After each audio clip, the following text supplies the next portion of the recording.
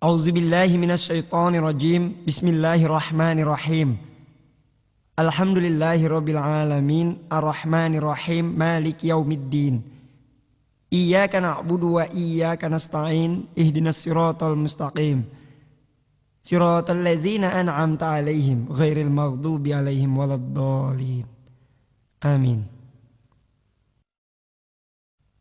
Dengan nama Allah yang Maha Pengasih lagi Maha Penyayang. Dr. William Campbell, Dr. Zakir Naik, Dr. Mazakes, Dr. Jamal Badawi, Dr. Samuel Noman, dan Tuan Samsamun. Para tamu undangan yang terhormat, bapak-bapak dan ibu-ibu, Assalamualaikum warahmatullahi wabarakatuh.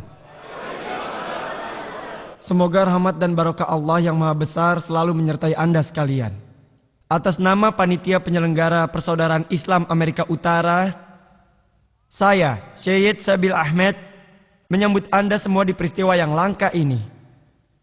Sebuah dialog dengan topik Al-Quran dan Injil dari sudut pandang ilmu pengetahuan.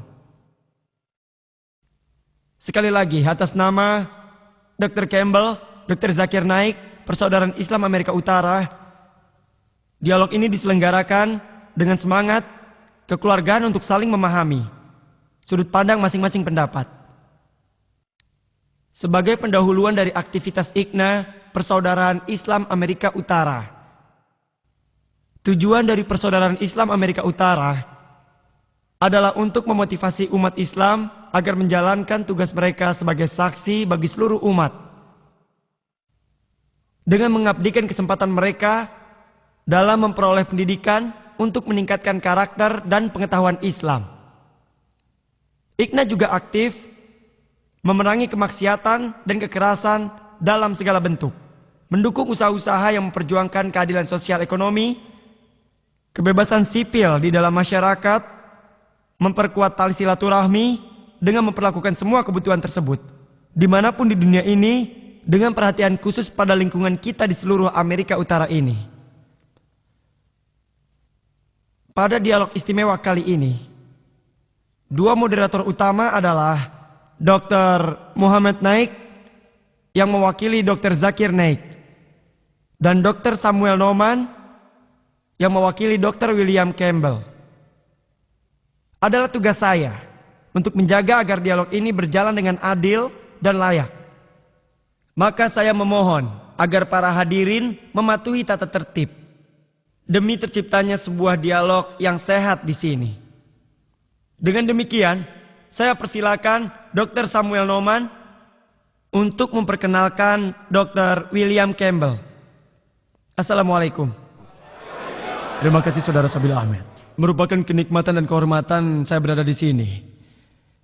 Perkenankan saya dengan sekelompok saudara-saudari dari latar belakang Nasrani untuk menyampaikan banyak terima kasih pada Persaudaraan Islam Amerika Utara dan warga setempat yang telah menyelenggarakan peristiwa yang sangat istimewa ini di sini. Terima kasih banyak. Mereka telah bekerja keras, mereka bekerja luar biasa, sehingga kita berada pada saat yang menentukan, yaitu dengan berada di sini. Dr. William Campbell melakukan tugas medisnya di Cleveland, Ohio, di Universitas Case Western Reserve. Beliau bekerja di Maroko selama 20 tahun, tempat dia belajar bahasa Arab. Setelah 7 tahun di Tunisia, beliau menulis bukunya atas dorongan Dr. Maurice Buchel. Beliau adalah seorang Nasrani yang taat. Dia orang yang suka menjelaskan Injil pada setiap orang. Pada usia 74 tahun, Dr. Campbell pensiun dengan memiliki cucu 10. Kami sangat berterima kasih dan sangat bahagia dapat bersama Anda malam ini. Terima kasih.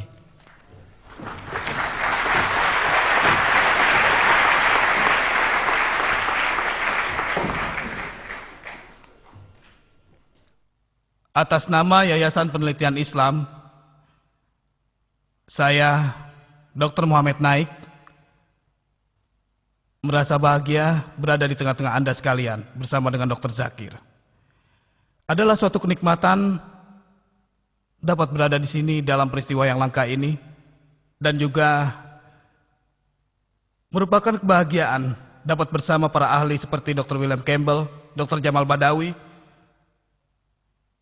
Dr. Mazakes, juga saudara seperguruan saya, Dr. Samuel Numan, dan Anda semua. Izinkanlah saya atas nama saudara Samuel dan saya sendiri untuk menyampaikan susunan dialog ini. Susunan yang telah disepakati dan diputuskan secara adil oleh kedua pembicara kita. Pertama-tama Dr. William Campbell akan berbicara selama 55 menit dengan topik Al-Quran dan Injil dari sudut pandang ilmu pengetahuan. Dan kemudian Dr. Zakir Naik akan menyampaikan presentasinya selama 55 menit dengan topik yang sama. Berikutnya akan dilanjutkan dengan sesi tanggapan, yaitu Dr. Campbell akan merespon materi yang disampaikan Dr. Zakir selama 25 menit. Lalu diikuti dengan Dr. Zakir yang juga akan memberi tanggapan atas materi yang disampaikan oleh Dr. Campbell selama 25 menit. Lalu yang terakhir, kita akan membuka sesi tanya jawab yang dipilih yang hadir dalam auditorium kita ini. Lalu setelah sesi pertanyaan, secara langsung kami akan memberi kesempatan kepada para penanya melalui kartu yang akan disediakan oleh para sukarelawan di tiap-tiap gang. Semuanya akan dipilih secara acak oleh para koordinator dan juga penasehat untuk masing-masing pembicara. Bapak-bapak, ibu-ibu sekalian, inilah pembicara kita yang pertama, Dr. William Campbell.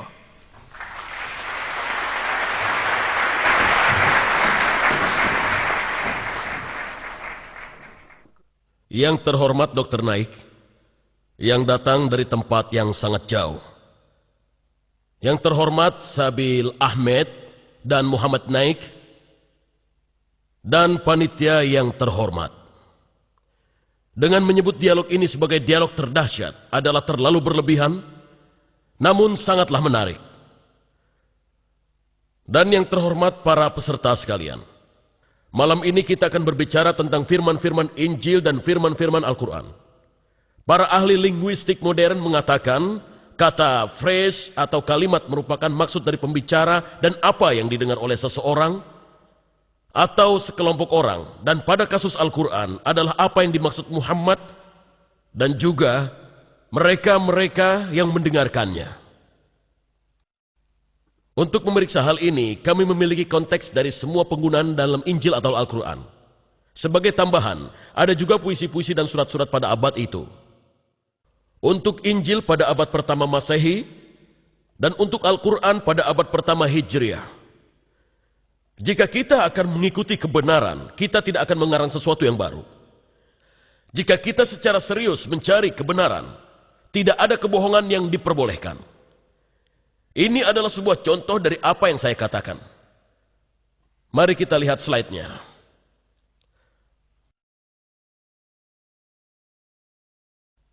Saya berbicara tentang dua kamus yang saya miliki di rumah. Satu dari tahun 1951 dan 1991. Dalam dua kamus ini, kamus pertama mengatakan, babi adalah babi muda dengan jenis kelamin apapun sama. Arti kedua, any swine atau hawk, babi jinak maupun peliharaan itu sama saja. Ketiga, daging babi sama. Kemudian arti dari manusia atau hewan yang memiliki kelakuan seperti babi, itu juga sama. Seseorang yang rakus, dan di bawah sini memasukkan logam dalam lubang untuk babi baja, itu sama. Namun di sebelah sini ada arti baru. Seorang ofisir polisi, kita menyebut seorang ofisir polisi dengan babi. Baiklah, pertanyaannya adalah, dalam Taurat dikatakan bahwa kamu tidak boleh makan babi. Atau dapatkah saya balik dan mengatakan, oh ya, itu artinya ofisir polisi, kamu tidak boleh memakan ofisir polisi? Tentu saja tidak. Dalam Al-Quran Allah berfirman, kamu tidak boleh. Namun di sebelah sini ada arti baru. Seorang ofisir polisi, kita menyebut seorang ofisir polisi dengan babi. Baiklah. Pertanyaannya adalah, dalam Taurat dikatakan bahwa kamu tidak boleh makan babi. Atau dapatkah saya balik dan mengatakan, oh ya, itu artinya ofisir polisi, kamu tidak boleh memakan ofisir polisi? Tentu saja tidak. Dalam Al-Quran Allah berfirman, kamu tidak boleh makan babi. Bolehkah saya artikan tidak boleh makan ofisir polisi? Tentu saja tidak. Itu salah. Bodoh sekali. Itu bohong sekali. Muhammad tidak bermaksud ofisir polisi. Musa tidak bermaksud ofisir polisi. Kita tidak boleh membuat arti baru. Kita harus menggunakan arti yang dikenal pada masa abad pertama Masehi untuk Injil dan juga abad pertama Hijriah untuk Al-Quran. Sekarang, mari kita lihat atas apa yang dikatakan Al-Quran tentang embriologi. Oh maaf, salah ambil.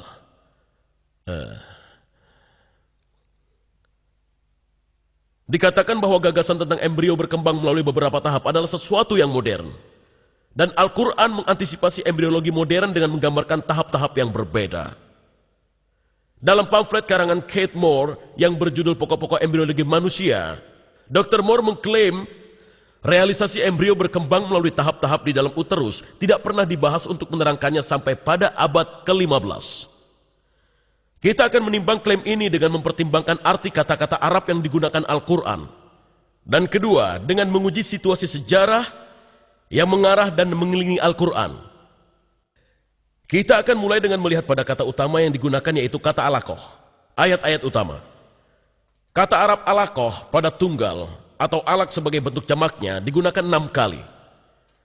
Pada surat Kebangkitan Al-Qiyamah 75:35 sampai 39 kita baca, bukankah dia dahulu setetes mani yang ditumpahkan, kemudian ia menjadi alaqah, dan Tuhan menjadikan daripadanya sepasang laki-laki dan perempuan. Dalam surat orang yang beriman Al-Mu'min 46:7 dikatakan, dialah yang menciptakan kamu dari debu, kemudian dari setetes air mani, setelah itu dari segumpal darah yang menyerupai lintah alaqah, kemudian dilahirkan kamu sebagai seorang anak, supaya kamu memahaminya. Pada surat Haji Al-Hajj 225 dikatakan, hai manusia, jika kamu dalam keraguan tentang kebangkitan, maka ketahuilah bahwa kami telah menjadikan kamu dari debu, kemudian dari setetes mani, lalu dari segumpal darah alaqah, setelah itu segumpal daging yang sempurna kejadiannya dan yang tidak sempurna. Akhirnya pernyataan berikutnya adalah pada surat orang-orang yang beriman Al-Mu'minun 23:12-14 yang dibaca, dan sesungguhnya kami telah menciptakan manusia dari suatu saripati tanah, kemudian kami jadikan saripati itu air mani yang disimpan dalam tempat yang kokoh atau rahim. Kemudian air mani itu kami jadikan segumpal darah, lalu segumpal darah itu kami jadikan segumpal daging, dan segumpal daging kami jadikan tulang belulang. Lalu tulang belulang itu kami bungkus dengan daging. Dan di sini, Anda telah melihat tahap-tahap menurut Al-Quran, nutfah atau air mani, alaqah segumpal darah, mudghah segumpal daging, azam tulang belulang, dan tahap kelima membungkus daging dengan otot-otot. Selama ratusan tahun, kata alaqah ini diterjemahkan sebagai berikut. Ada 10 terjemahan di sini, saya tidak akan membacakan semuanya. 3 dalam bahasa Perancis, atau segumpal darah, 3 versi, 5 dalam bahasa Inggris, baik itu segumpal darah maupun segumpal darah yang menyerupai lintah. 1 versi dalam bahasa Indonesia, di bawah sana segumpal darah kaku atau segumpal darah, dan yang terakhir dalam bahasa Persia, khun basfa, segumpal darah. Setiap pembaca yang mempelajari reproduksi manusia akan menyadari bahwa tidak ada tahap-tahapan seperti pada segumpal darah selama pembentukan janin. Jadi ini adalah sebuah masalah ilmiah yang sangat besar. Pada kamus, ia adalah sebuah kata dari arti alaqah. Pada kata tunggal feminin ini adalah segumpal darah dan lintah. Dan di Afrika Utara kedua arti ini masih digunakan. Beberapa pasien mendatangi saya untuk meminta agar saya memindahkan segumpal darah yang ada pada tenggorokan mereka. Dan beberapa wanita datang pada saya dan mengatakan bahwa mereka tidak kunjung datang bulan. Ketika saya jawab maaf, saya tidak dapat memberi Anda obat untuk menyebabkan datang bulan karena saya yakin Anda mengandung. Mereka akan mengatakan, mazaltem, masih berupa darah. Jadi mereka memahami gagasan Al-Quran ini. Terakhir, kita harus mempertimbangkan ayat-ayat pertama yang sampai pada Muhammad di Mekah. Hal ini ditemukan pada surat ke-96 yang disebut alaqah, segumpal darah, dari kata yang sedang kita pelajari ini. Pada 96:12 kita baca, bacalah dengan menyebut nama Tuhanmu yang menciptakan manusia dari alaq. Di sini kata tersebut dalam bentuk kolektif. Bentuk kata tersebut dapat memiliki arti lain karena alaq juga berasal dari kata benda verbal dari kata alaqoh. Kata benda verbal biasanya sesuai dengan degerant dalam bahasa Inggris seperti pada sense atau rasa. Maka dari itu kita dapat menganggapnya berarti menggantung atau berpegang teguh atau menganut. Namun 10 penerjemah yang terdaftar di atas juga menggunakan segumpal darah atau darah beku pada ayat ini. Di samping jumlah dan kualifikasi para penerjemah yang menggunakan kata segumpal darah, seorang dokter asal Prancis, yaitu Maurice Bucaille, mempunyai kata yang tajam untuk mereka. Dia menulis, hal apakah yang sering menyesatkan pembaca yang ingin tahu, lagi-lagi masalah kosakata? Mayoritas terjemahan menggambarkan contohnya pembentukan manusia dari segumpal darah. Sebuah pernyataan semacam ini sangat tidak diterima oleh para ilmuwan yang ahli pada bidang ini. Hal ini menunjukkan betapa pentingnya sebuah hubungan antara linguistik dan pengetahuan ketika ia datang untuk menangkap arti dari pernyataan-pernyataan Al-Quran dalam hal reproduksi. Dengan kata lain, Bucaille mengatakan, tidak seorang pun menerjemahkan Al-Quran secara benar sampai saya, Dr. Bucaille, datang. Menurut Dr. Bucaille, bagaimana kata itu harus diterjemahkan? Dia berpendapat bukannya segumpal darah, kata alaqoh seharusnya diterjemahkan, sesuatu yang lengket, yang mengacu pada janin yang melekat pada uterus melalui plasenta. Namun seperti semua ibu-ibu yang sekarang sedang mengandung, sesuatu yang lengket tidak akan berhenti kelengketannya untuk menjadi segumpal daging. Ia terus menjadi sesuatu yang lengket yang melekat pada plasenta selama 8,5 bulan.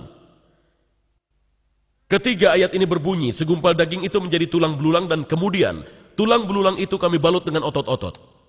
Mereka memberi kesan bahwa pertama-tama kerangka tubuh terbentuk dan kemudian dibungkus dengan daging, dan Dr. Bucaille tahu benar bahwa hal itu sama sekali salah. Otot-otot dan tulang rawan mengeras menjadi tulang belulang yang mulai terbentuk dari soulmate pada saat yang sama. Di akhir minggu ke-8 hanya ada beberapa pusat yang mulai mengeras, namun sang janin sudah bisa melakukan pergerakan otot tersebut. Dalam sebuah surat pribadi dari Dr. T.W. Sadler yang merupakan profesor sejawat pada anatomi embrio dan pengarang dari embriologi medis Langman, Dr. Sadler mengatakan bahwa pada 8 minggu pasca peroxation, tulang iga masih berupa tulang rawan, bukan tulang keras, dan otot-otot akan terbentuk. Pada saat ini juga mulai terjadi pengerasan, otot-otot akan bisa mulai melakukan pergerakan pada usia 8 minggu. Adalah lebih baik jika kita memiliki 2 saksi. Jadi mari kita lihat apa yang dikatakan Dr. Kate Moore tentang perkembangan tulang dan otot dalam bukunya Perkembangan Manusia. Kita akan menemukan informasi sebagai berikut yang disarikan dari bab 15 dan 17. Sistem rangka tubuh berkembang melalui mesoderm. Otot-otot lemas berkembang di pucuk lemas yang berasal dari mesoderm somatik ini. Kita lihat slide ini, mungkin sulit. Tapi ini adalah pucuk lemas, dan kemudian ini adalah sedikit tulang rawan dengan dikelilingi oleh otot. Ini juga tulang rawan, dan ini adalah pucuk lemas secara keseluruhan. Tulang terbentuk dan dalam bentuk tulang belulang, tapi ini adalah tulang rawan, belum menjadi tulang keras. Slide kedua menunjukkan bagaimana ia terbentuk. Ini adalah tulang rawan. Meskipun ia sebuah tulang, namun terlihat seperti tulang rawan. Kemudian mulai mempunyai simpanan kalsium dan mulai mengeras dan akhirnya tulang keras terbentuk.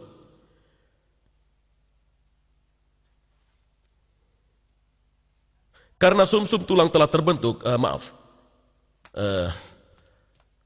saya ingin kembali ke sini. Kita kembali ke alaqoh. Dr. Moore punya saran, dia mengatakan ayat lainnya dalam Al-Quran berarti penampilannya menyerupai lintah dan tahap seperti segumpal daging dari perkembangan manusia.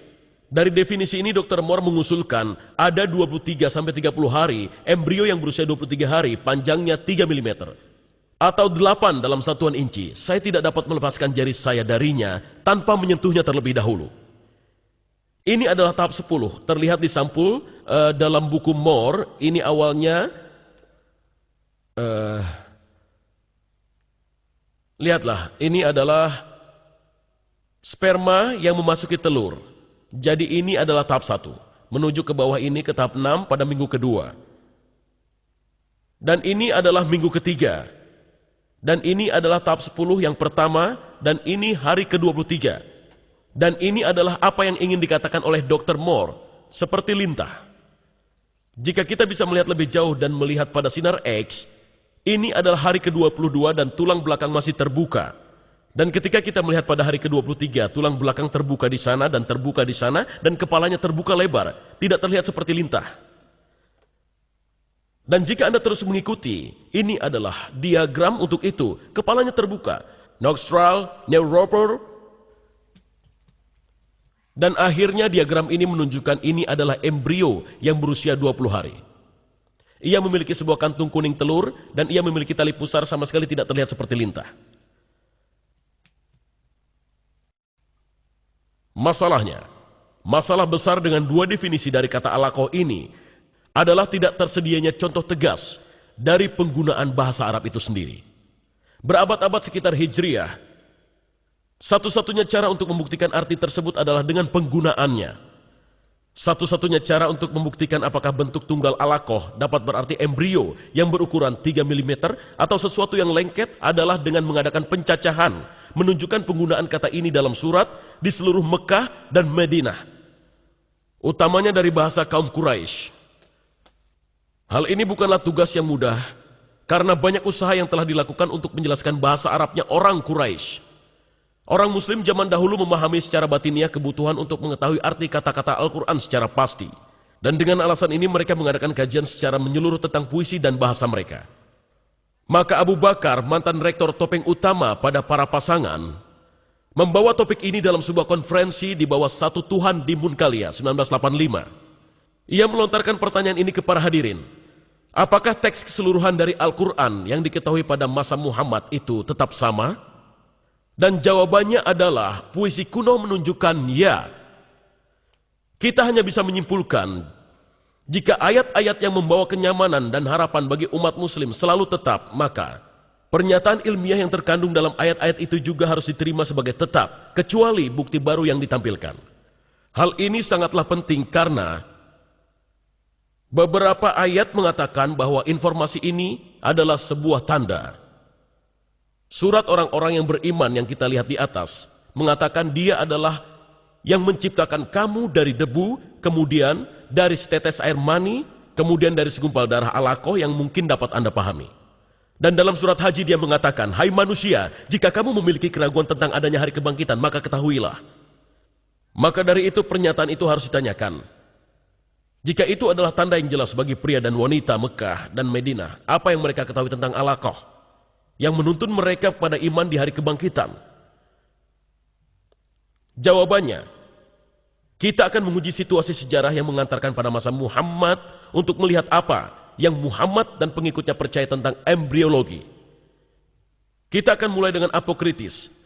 Berdasarkan bukti yang terbaik, dia dilahirkan di Kepulauan Kus Yunani pada abad 460 sebelum Masehi. Dan dia melalui tahap-tahapnya sebagai berikut.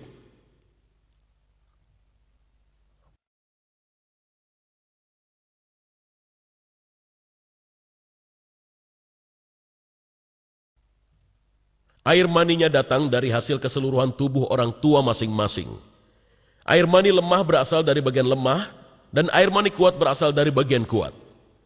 Kemudian dia beranjak dan berbicara mengenai penggumpalan darah ibunya. Bibit embrio kemudian tertampung dalam membran. Selebihnya ia tumbuh karena darah ibu yang berasal dari rahim.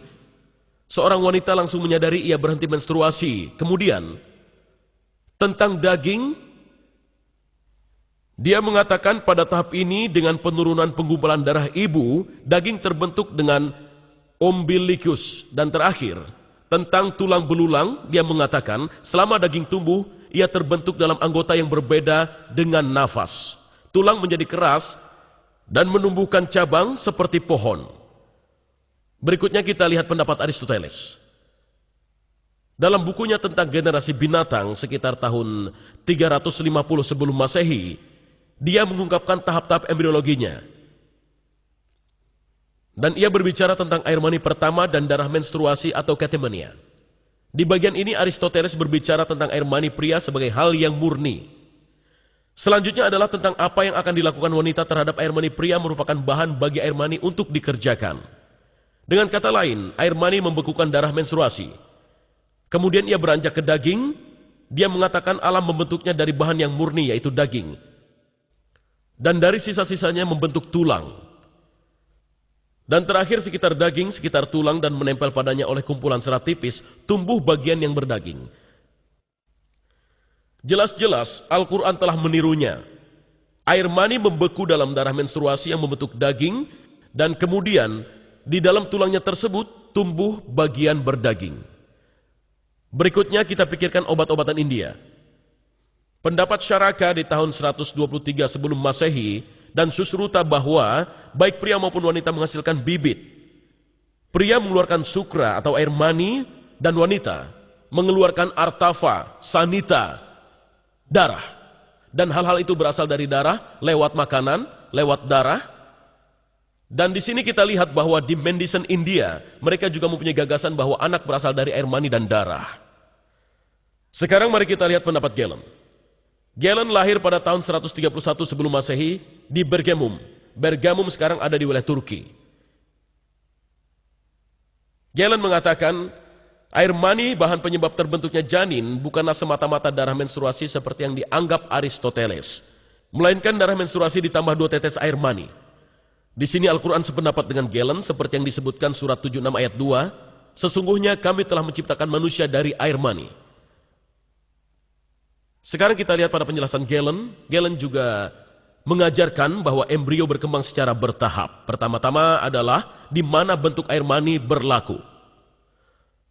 Tahap berikutnya ketika ia telah terisi dengan darah, dan jantung dan otak dan hati masih belum berbentuk dan tersambung. Ini adalah masa yang oleh Hippocrates disebut janin.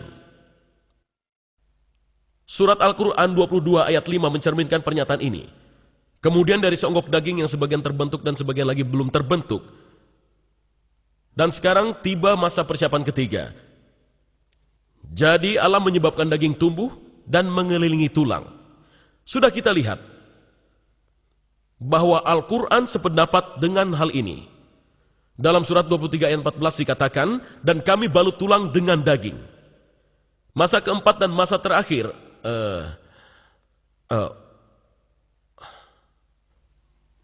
masa keempat dan masa terakhir adalah tahap ketika semua bagian tubuh mulai berubah.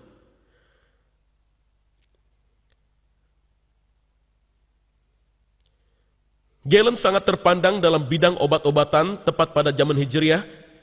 4 tokoh kedokteran di Alexandria, Mesir, memutuskan untuk mendirikan sebuah sekolah kedokteran dengan menggunakan 16 buku Galen sebagai dasar pembelajarannya. Hal ini berlangsung sampai dan selama abad ke-13. Sekarang mari kita lihat. Dan kita tanya diri kita sendiri, bagaimana situasi politik, ekonomi, dan kedokteran Arab pada masa Muhammad? Bagaimana situasi yang sebenarnya? Dari Hadramaut di Yaman, pedagang rempah-rempah berdagang melewati daerah selatan melalui Mekah dan juga Madinah, dan kemudian mencapai seluruh Eropa. Di Arab Utara sekitar tahun 500 sebelum Masehi, kaum Gaza mengambil alih, dan tahun 528 mereka menguasai gurun Syria sampai pinggiran Madinah. Shiraik, sebuah bentuk dari Aramaik serumpun dengan bahasa Arab, adalah bahasa resmi mereka. Pada tahun 463, kaum Yahudi menerjemahkan Taurat dan Perjanjian Lama dari bahasa Ibrani ke bahasa Shiraik. Museum Inggris memiliki salinannya. Kitab itu berguna bagi kaum Gustian yang beragama Kristen dan bagi kaum Yahudi di Arabia. Selama masa ini Sirigus, Syria, dan Shini yang meninggal di Konstantinopel pada tahun 536 yang merupakan salah seorang penerjemah terdahulu dan terhebat dari bahasa Yunani ke bahasa Shiraik, menerjemahkan bermacam-macam karya dalam bidang obat-obatan, termasuk 26 karya Galen. Hal ini membuat mereka tersedia di kerajaan Khosrow I di Persia, dan bagi suku Ghassan yang mempunyai pengaruh membentang sampai pinggiran Madinah. Khosrow I, Kisra dalam bahasa Arab, raja dari Persia, dikenal sebagai Khosrow Agung. Pasukannya menaklukkan daerah sampai sejauh Yaman, dan dia juga menyukai belajar, dan ia mulai mendirikan sekolah. Sekolah Jundi Sapuer berdiri selama kepemimpinan panjang pertama Khosrow selama 48 tahun, menjadi pusat intelektual terbesar di zamannya. Dalam naungannya terjadi pertukaran besar antara pemikiran dan pengalaman Yunani, Yahudi, Nestorian, Persia, Hindu, dan ajaran ini sebagian besar dalam bahasa Shiraik, dari terjemahan Shiraik dari teks Yunani.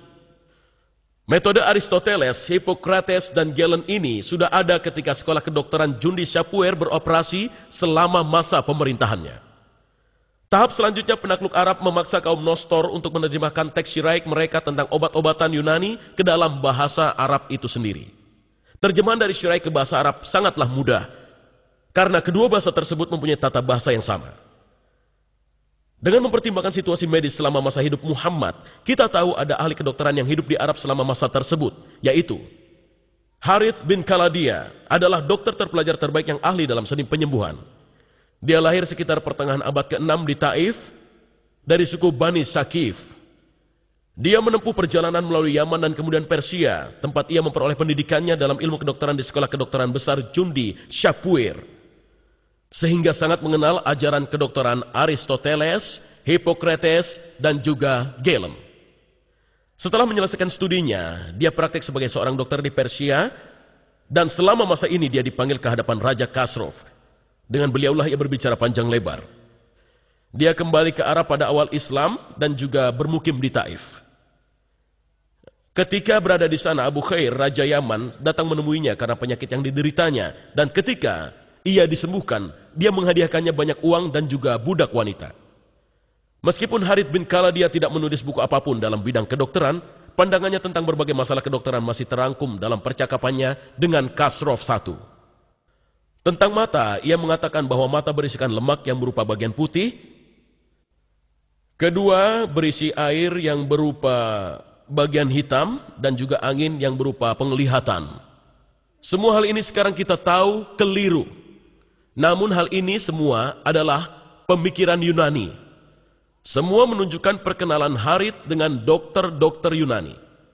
Dengan menyimpulkan situasi tersebut dalam beberapa kata dalam bukunya, Sword Telemetry Arabs, Dr. Lucien Leclerc menulis, Harith bin Kaladia belajar kedokteran di Jundi Chapuer, dan Muhammad berhutang pada Harith atas pengetahuan kedokteran yang telah dimilikinya. Jadi dengan satu atau lainnya, dengan mudah kita dapat menelusuri jejak obat-obatan Yunani. Terkadang Muhammad merawat orang sakit, namun pada kasus yang sulit, dia akan merujuk pasiennya kepada Harith. Orang terpelajar lainnya di sekeliling Muhammad adalah Laden bin Harith. Dia tidak ada hubungannya dengan Harith. Dia adalah orang Persia dan merupakan sepupu dari Muhammad, dan juga pernah mengunjungi kerajaan Khosrow. Dia belajar bahasa Persia dan musik yang dikenalnya dari kaum Quraisy yang berada di kota Mekah. Namun dia tidak menyukai Muhammad, menilai beberapa cerita dalam Al-Quran. Muhammad tidak pernah memaafkannya atas apa yang telah dilakukannya, dan ketika dia dimasukkan ke dalam penjara pada saat perang Badar, Muhammad menjatuhkannya dengan hukuman mati. Kesimpulannya kita lihat bahwa satu, bangsa Arab yang hidup di Mekah dan Madinah pada tahun 600 mempunyai hubungan politik dan ekonomi dengan orang-orang dari Ethiopia, Yaman, Persia, dan juga Bizantium. Kedua, sepupu Muhammad mengetahui bahasa Persia dengan baik, belajar musik di sana. Ketiga, suku Gasin yang memerintah gurun Syria sampai ke gerbang Madinah menggunakan bahasa Syiraik, salah satu bahasa utama yang digunakan untuk mengajar kedokteran, dan Jundi Chapuer adalah sekolah utamanya. Seorang raja Yaman yang sakit datang ke Taif untuk berkonsultasi ke Dr. Harith bin Kaladia yang telah dilatih dengan baik di Jundi Chapuer, sekolah kedokteran terbaik di dunia, dan merupakan tempat Muhammad mengirimkan pasiennya. 5. Selama masa hidup Muhammad, sebuah sekolah kedokteran baru didirikan di Alexandria menggunakan 16 buku Galen sebagai bacaan mereka. Sumber ini menunjukkan bahwa ada kesempatan yang luas bagi Muhammad dan orang-orang di sekelilingnya untuk mendengar teori embriologi Aristoteles, Hippocrates, dan Galen ketika mereka datang untuk mendapatkan pengobatan dari Harith bin Kaladia dan dokter lokal lainnya. Jadi ketika Al-Quran mengatakan pada surat Makkiyah terakhir, orang-orang yang beriman, dialah yang menciptakan kamu dari debu, kemudian dari tetes air mani, kemudian dari segumpal darah yang menyerupai lintah, supaya kamu memahaminya. Dan kemudian dalam surat Haji, hai manusia, jika kamu dapat keraguan tentang kebangkitan dari kubur, maka ketahuilah sesungguhnya kami telah menjadikan kamu dari debu. Adalah benar bagi kita untuk bertanya lagi, apa yang harus dipahami? Apa yang harus diketahui? Dan ini adalah tahap-tahap Al-Quran lagi. Nutfah, air mani, alaqah, mudgah, seonggok daging, azam, tulang belulang, dan 5. Membalut tulang dengan otot. Jawabannya sangat jelas, mereka memahami dan mengetahui pengetahuan umum. tahap-tahap embriologi seperti yang diajarkan oleh dokter-dokter Yunani. Saya tidak bermaksud kalau pengikut Muhammad semuanya tahu tentang nama-nama dokter Yunani. Namun mereka mengetahui tahap-tahap embriologi dokter Yunani. Mereka percaya bahwa air mani pria tercampur dengan darah menstruasi wanita menghasilkan segumpal darah yang menjadi bayi. Kedua, mereka percaya ada masanya ketika janin terbentuk secara sempurna. Ketiga, mereka percaya tulang terbentuk dahulu kemudian dibalut dengan otot-otot. Allah menggunakan pengetahuan umum itu sebagai tanda yang mendorong pembaca dan pembaca berpaling kepadanya.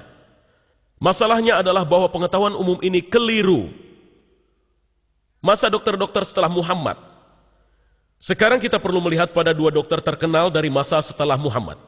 Tampaknya mereka tidak memiliki dampak pada Al-Quran, namun mereka menunjukkan kepercayaan itu dan gagasan embriologi Aristoteles, Hippocrates, dan Galen berlanjut di antara bangsa Arab sampai dengan tahun 1600. Jika terjemahan yang benar dari Al-Aqsa adalah sesuatu yang menyerupai lintah, seperti yang diakui oleh kaum muslim modern seperti Syabir Ali, tidak ada tempat bagi dokter pada masa pasca Al-Quran yang menyatakan demikian. Pada kenyataannya justru sebaliknya. Gagasan dari dokter-dokter Yunani ini digunakan untuk menjelaskan Al-Quran. Al-Quran disandikan untuk menerangkan arti dokter-dokter dari Yunani.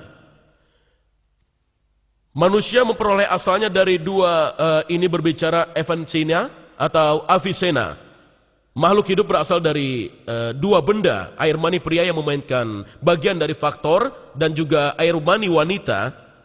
Bagian pertama dari darah menstruasi yang menyebabkan masalah ini. Jadi kita lihat bahwa Ibnu Sina memberi air mani wanita peran yang sama seperti yang dikemukakan Aristoteles tentang darah menstruasi. Sangatlah susah untuk menekankan pentingnya Ibnu Sina sebagai seorang ilmuwan dan juga filsuf pada Eropa pra-modern. Kemudian kita akan lihat pada Ibnu Qayyim Az-Zaujiyah. Ibnu Qayyim mengambil keuntungan dari kesepakatan Al-Quran dan kedokteran, mungkin tidak begitu jelas, namun Hippocrates dalam ungu dan Al-Quran dalam hijau tua dan Al-Hadis dalam ungu dan komentar dalam warna merah dan pernyataan dia sendiri berwarna semacam biru muda. Dia mengatakan apa yang dikatakan Hippocrates pada bab ketiga kitab Al-Ajinah. Air mani terdiri atas sebuah membran dan ia tumbuh berkat darah ibunya yang disalurkan lewat rahim. Beberapa membran terbentuk di awal, lainnya setelah bulan kedua dan lainnya lagi pada bulan ketiga. Dan phrase ini tentang darah yang diturunkan ke rahim. Kita telah melihatnya ketika kita melihat slide Hippocrates. Itulah mengapa Tuhan berfirman, di sini di Al-Quran disebutkan, Dia menciptakan kamu dari dalam rahim ibunya, dari bentuk satu ke bentuk lain dalam 3 kegelapan. Itu adalah Al-Quran 39 ayat 6.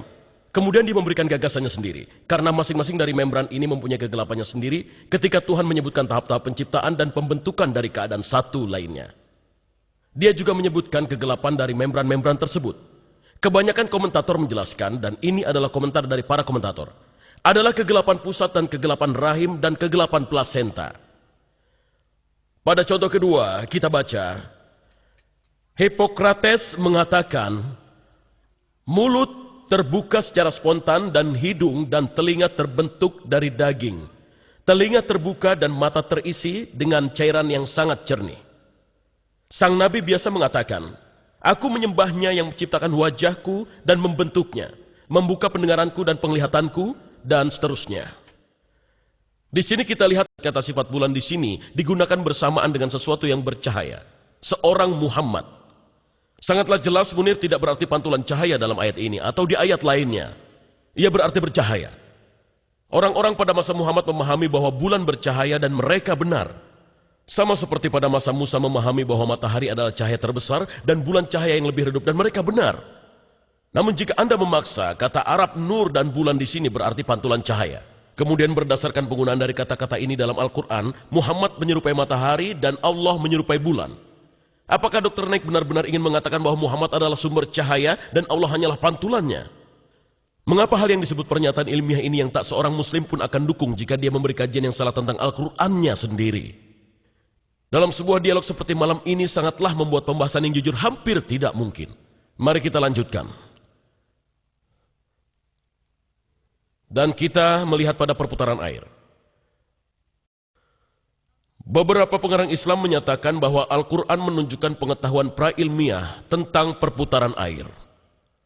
Apakah perputaran air itu? Dalam slide ini Anda akan melihat 4 langkah. Langkah pertama adalah penguapan. Air mengalir dari laut dan bumi. Langkah kedua, ia menjadi awan. Langkah ketiga, ia menurunkan hujan. Dan keempat, hujan ini menyebabkan tanaman tumbuh. Semuanya terlihat maju ke depan, dan setiap orang tahu 2, 3, dan 4. Bahkan jika mereka tinggal di kota, mereka tahu bahwa awan muncul dan datang hujan, dan bunga mereka tumbuh. Namun bagaimana dengan langkah pertama? Penguapan. Kita tidak dapat melihatnya, sangatlah sulit. Dan Al-Quran tidak mempunyai langkah pertama.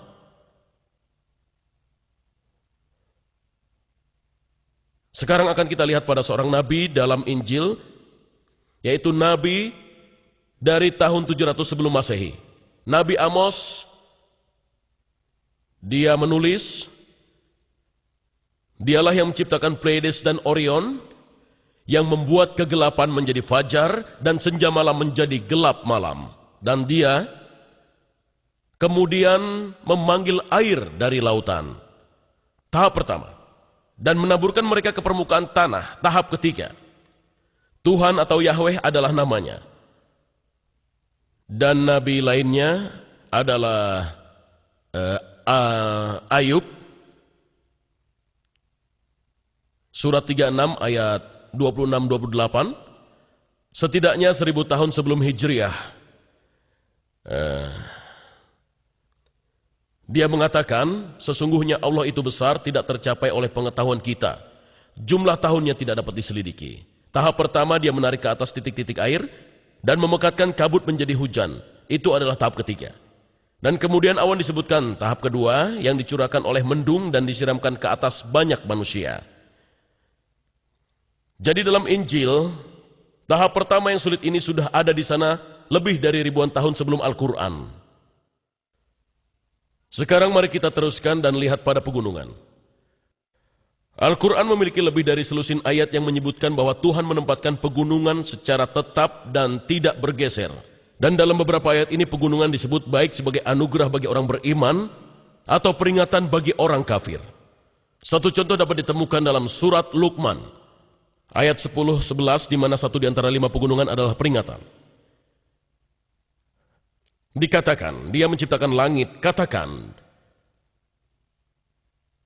dia menciptakan langit tanpa tiang yang kamu melihatnya, dan dia meletakkan di atas bumi gunung yang kokoh, rawasia, supaya tidak menggoyangkan kamu.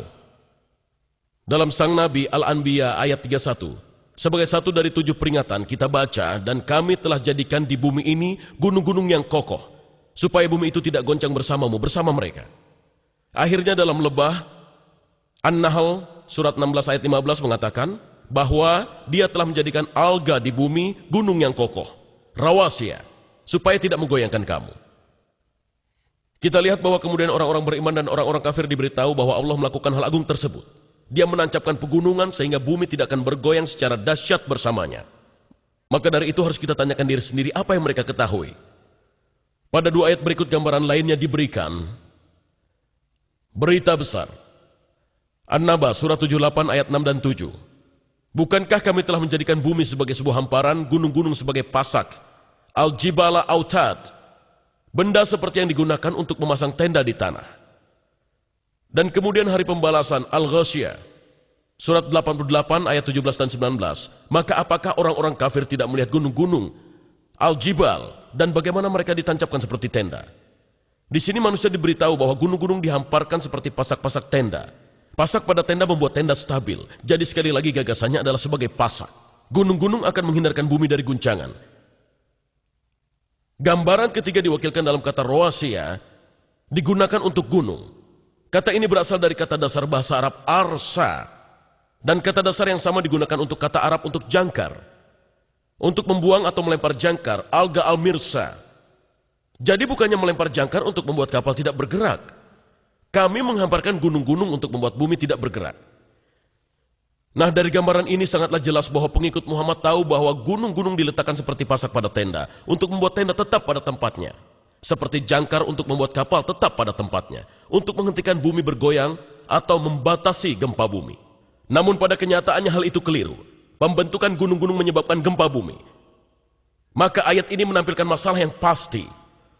Dr. Maurice Bucaille menyadarinya dan membahasnya dalam bukunya Injil, Al-Quran, dan Ilmu Pengetahuan. Setelah mengutip ayat di atas tentang gunung, dia mengatakan, ahli geologi modern menggambarkan kesalahan di bumi seperti memberi landasan pada gunung-gunung, dan kestabilan pada kerak bumi dihasilkan dari fenomena dari kesalahan ini.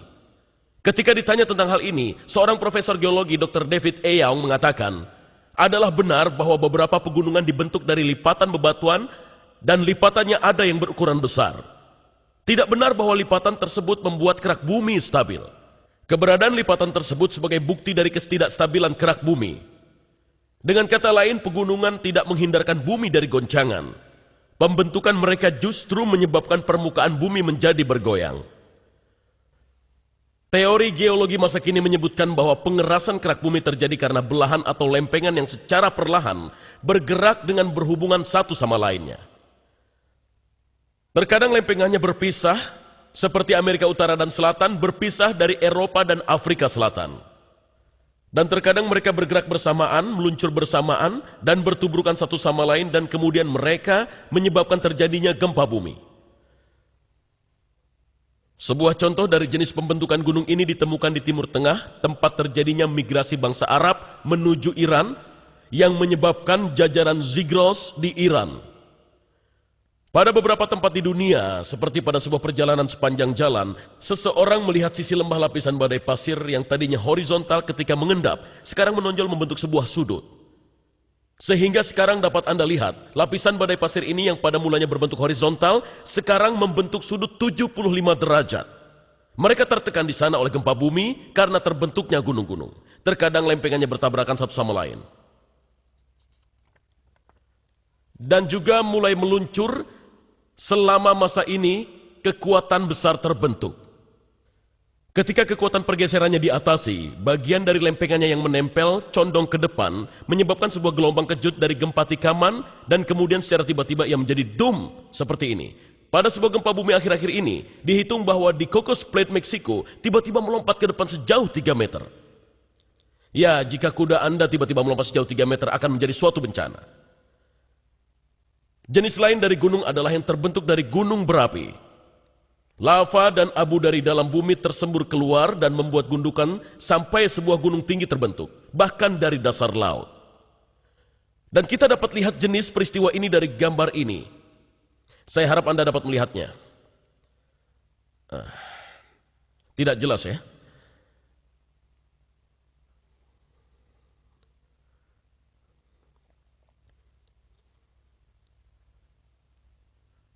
Kerak samudera di sebelah sini, dan kerak benua di sini. Dan kerak lautan bergeser ke bawah kerak benua, dan gunung-gunung ditemukan di sini. Ini adalah gunung berapi, dan ini adalah magma dari batuan-batuan. Naik ke atas melalui gunung berapi, dan ini adalah gunung berapi lainnya dengan magma yang sedang naik ke atas. Dan Anda lihat di sini, ini adalah bagaimana gempa bumi itu terjadi.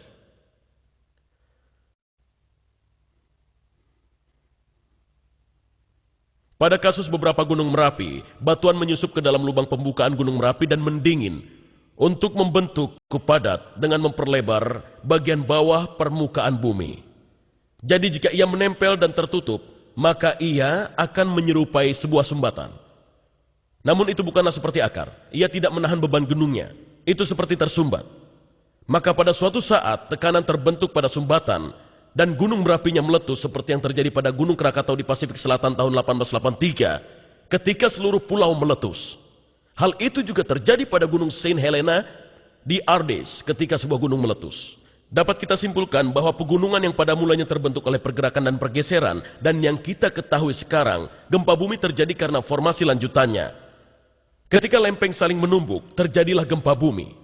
Namun sangat jelas bahwa pengikut Muhammad memahami ayat-ayat ini yang menyatakan Allah menancapkan pegunungan seperti sebuah pasak atau jangkar untuk menghindari bumi bergoyang. Menancapkan pegunungan di bumi mungkinlah sebuah puisi. Namun untuk mengatakan bahwa pegunungan menjaga bumi dari goyangan adalah kesulitan yang parah yang sangat tidak sejalan dengan ilmu pengetahuan modern. Sekarang kita hendak melihat sekilas tentang apa yang dikatakan matahari tentang apa yang dikatakan Al-Quran tentang matahari.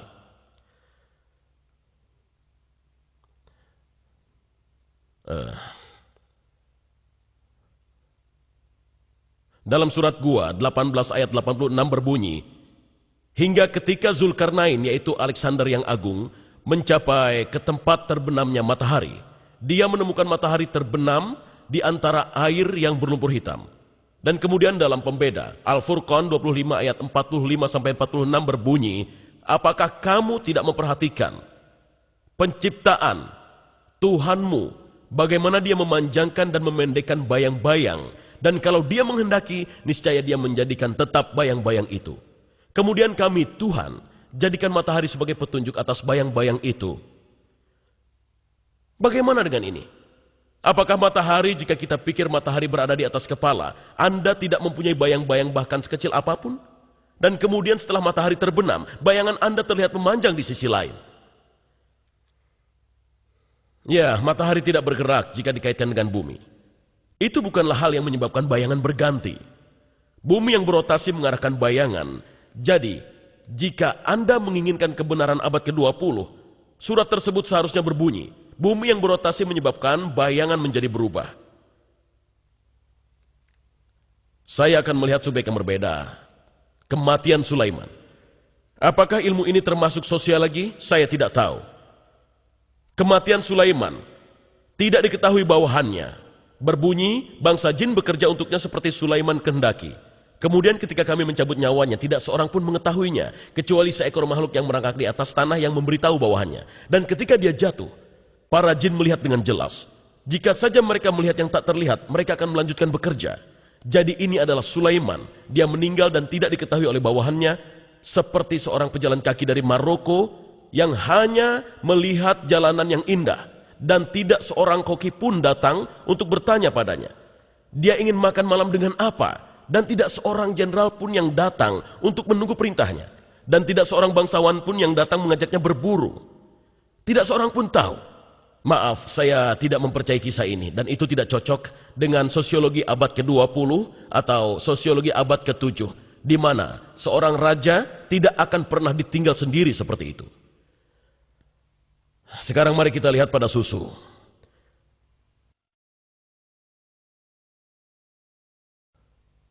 Dikatakan dalam surat Lebah An-Nahl 16 ayat 66, kami memberimu minum daripada apa yang berada dalam perutnya, yaitu hewan ternak antara kotoran dan darah, susu murni, dan baik bagi orang-orang yang meminumnya.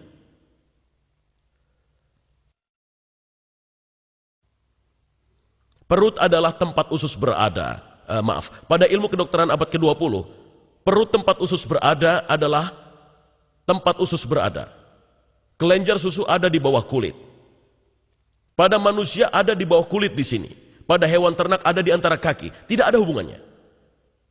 Tidak ada hubungan antara payudara dan usus dan wajah mereka dalam hal apapun. Wajah, walaupun ada pada tubuh, namun sebenarnya ada di luar hewan. Hewan telah habis riwayatnya. Tidak ada hubungannya. Tidak ada hubungan dengan susu atau lainnya. Pada akhirnya mari kita lihat pada komunitas. Pada surat hewan ternak yaitu Al-An'am ayat 38, dan tiadalah binatang-binatang yang ada di bumi dan burung-burung yang terbang dengan sayapnya, melainkan juga umat-umat seperti kamu. Berbicara tentang tak seekor pun binatang di bumi maupun yang bisa terbang, dan kemudian dikatakan masing-masing dari mereka adalah komunitas sepertimu. Dan saya anggap Al-Quran berbicara tentang kita, umat manusia. Ya, pada beberapa laba-laba ketika mereka selesai menenun, sang ibu memakan sang ayah. Saya senang istri saya tidak memakan saya. Bahkan pada lebah, sang jantan diusir sampai dia mati. Saya lega setelah kami punya 4 anak, istri saya tidak mengusir saya juga. Terakhir, singa. Ketika singa beranjak tua, singa jantan juga beranjak tua. Singa muda datang dan mengusirnya dari ayahnya sendiri, dan singa muda merampas sang istri dari ayahnya. Namun apa yang dia lakukan dengan anak singa? Anak dari singa tua, dia membunuh mereka semua. Sehingga saya tidak berpikir pemikiran itu benar pada semua komunitas lainnya. Dan semua hewan lainnya tidak hidup seperti komunitas kita, manusia. Kesimpulannya jelas bahwa Al-Quran memiliki beberapa kesalahan ilmiah. Memang secara umum, Al-Quran sudah sesuai dan mencerminkan kebenaran. Dan saya telah melakukan yang terbaik untuk menampilkan informasi yang terpercaya. Dan jika Anda ingin melihat semua referensinya, ada buku saya yaitu Al-Quran dan Injil dari sudut pandang sejarah dan ilmu pengetahuan yang dijual di luar pintu itu dengan harga terjangkau malam ini. Semoga Tuhan membimbing Anda sekalian.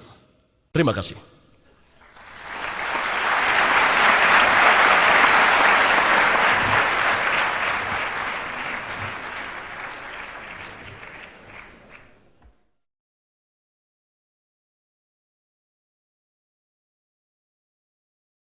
Terima kasih kepada Dr. Campbell atas presentasinya.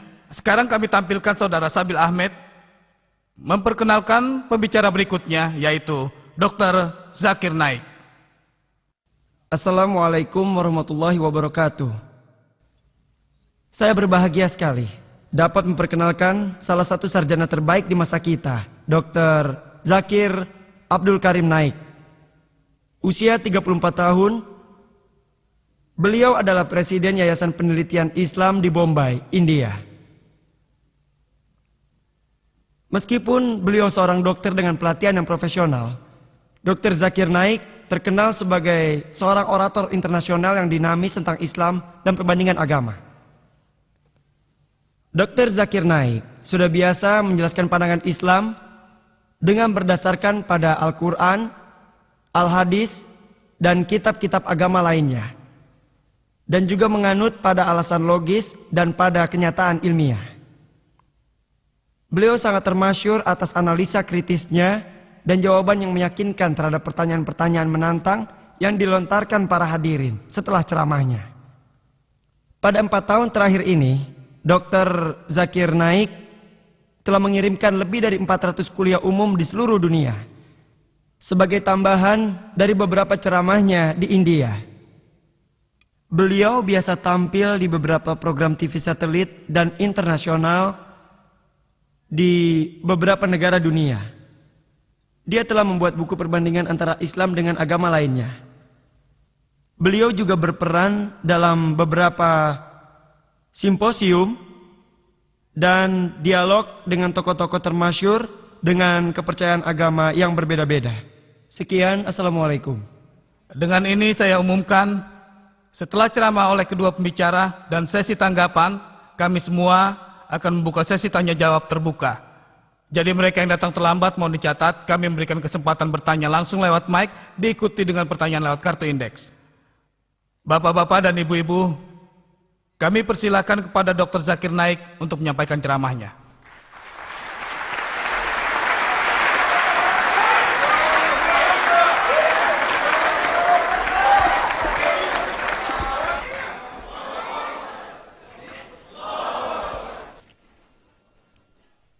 Alhamdulillah, wassalatu wassalam ala rasulillah wa ala alihi wa sahbihi ajmain, amma ba'du.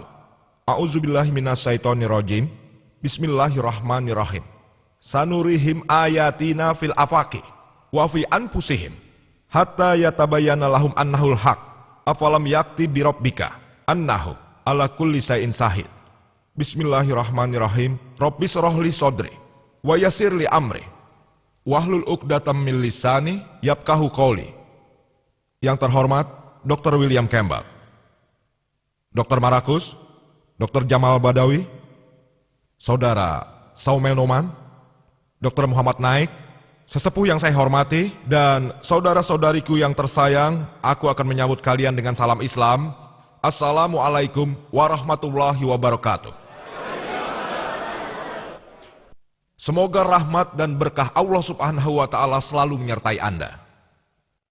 Topik dialog kali ini adalah Al-Quran dan Injil dari sudut pandang pengetahuan. Al-Quran yang agung adalah sebuah kitab terakhir yang diturunkan pada Nabi terakhir, Nabi Muhammad, semoga damai menyertainya. Buku apapun juga yang mengaku sebagai wahyu dari Tuhan yang Maha Esa harus teruji dalam waktu. Sebelumnya di masa lampau adalah masa keajaiban. Alhamdulillah, Al-Quran adalah keajaiban dari keajaiban. Kemudian datanglah masa sastra dan puisi.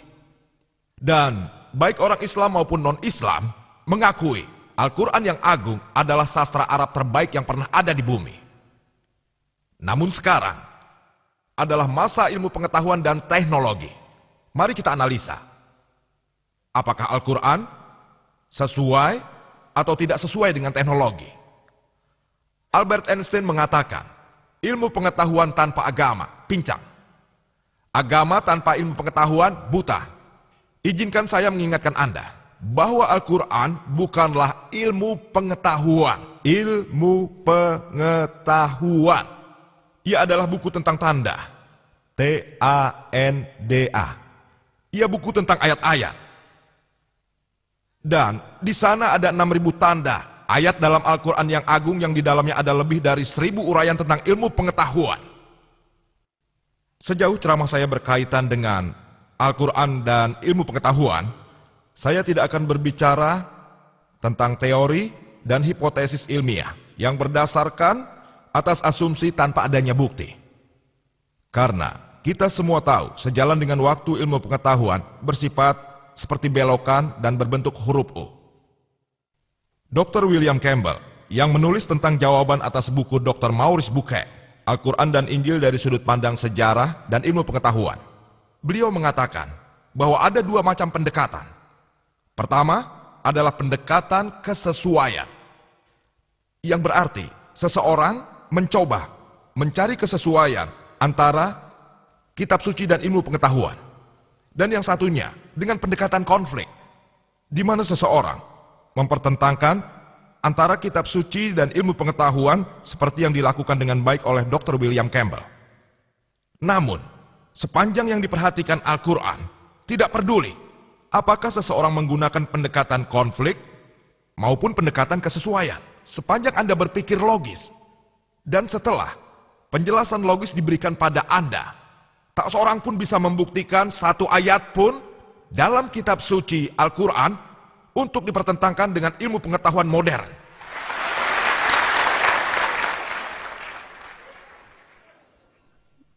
Dr. William Campbell telah menunjukkan berbagai dugaan kesalahan dalam kitab suci Al-Quran.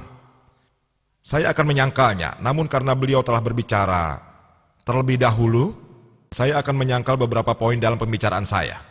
Hanya bagian terpenting dalam pembicaraannya, terutama tentang embriologi dan geologi. Yang lainnya insya Allah akan saya coba dengan kemampuan terbaik. Saya memang tidak dapat berbuat tidak adil pada topik tersebut. Al-Quran dan Injil dari sudut pandang ilmu pengetahuan.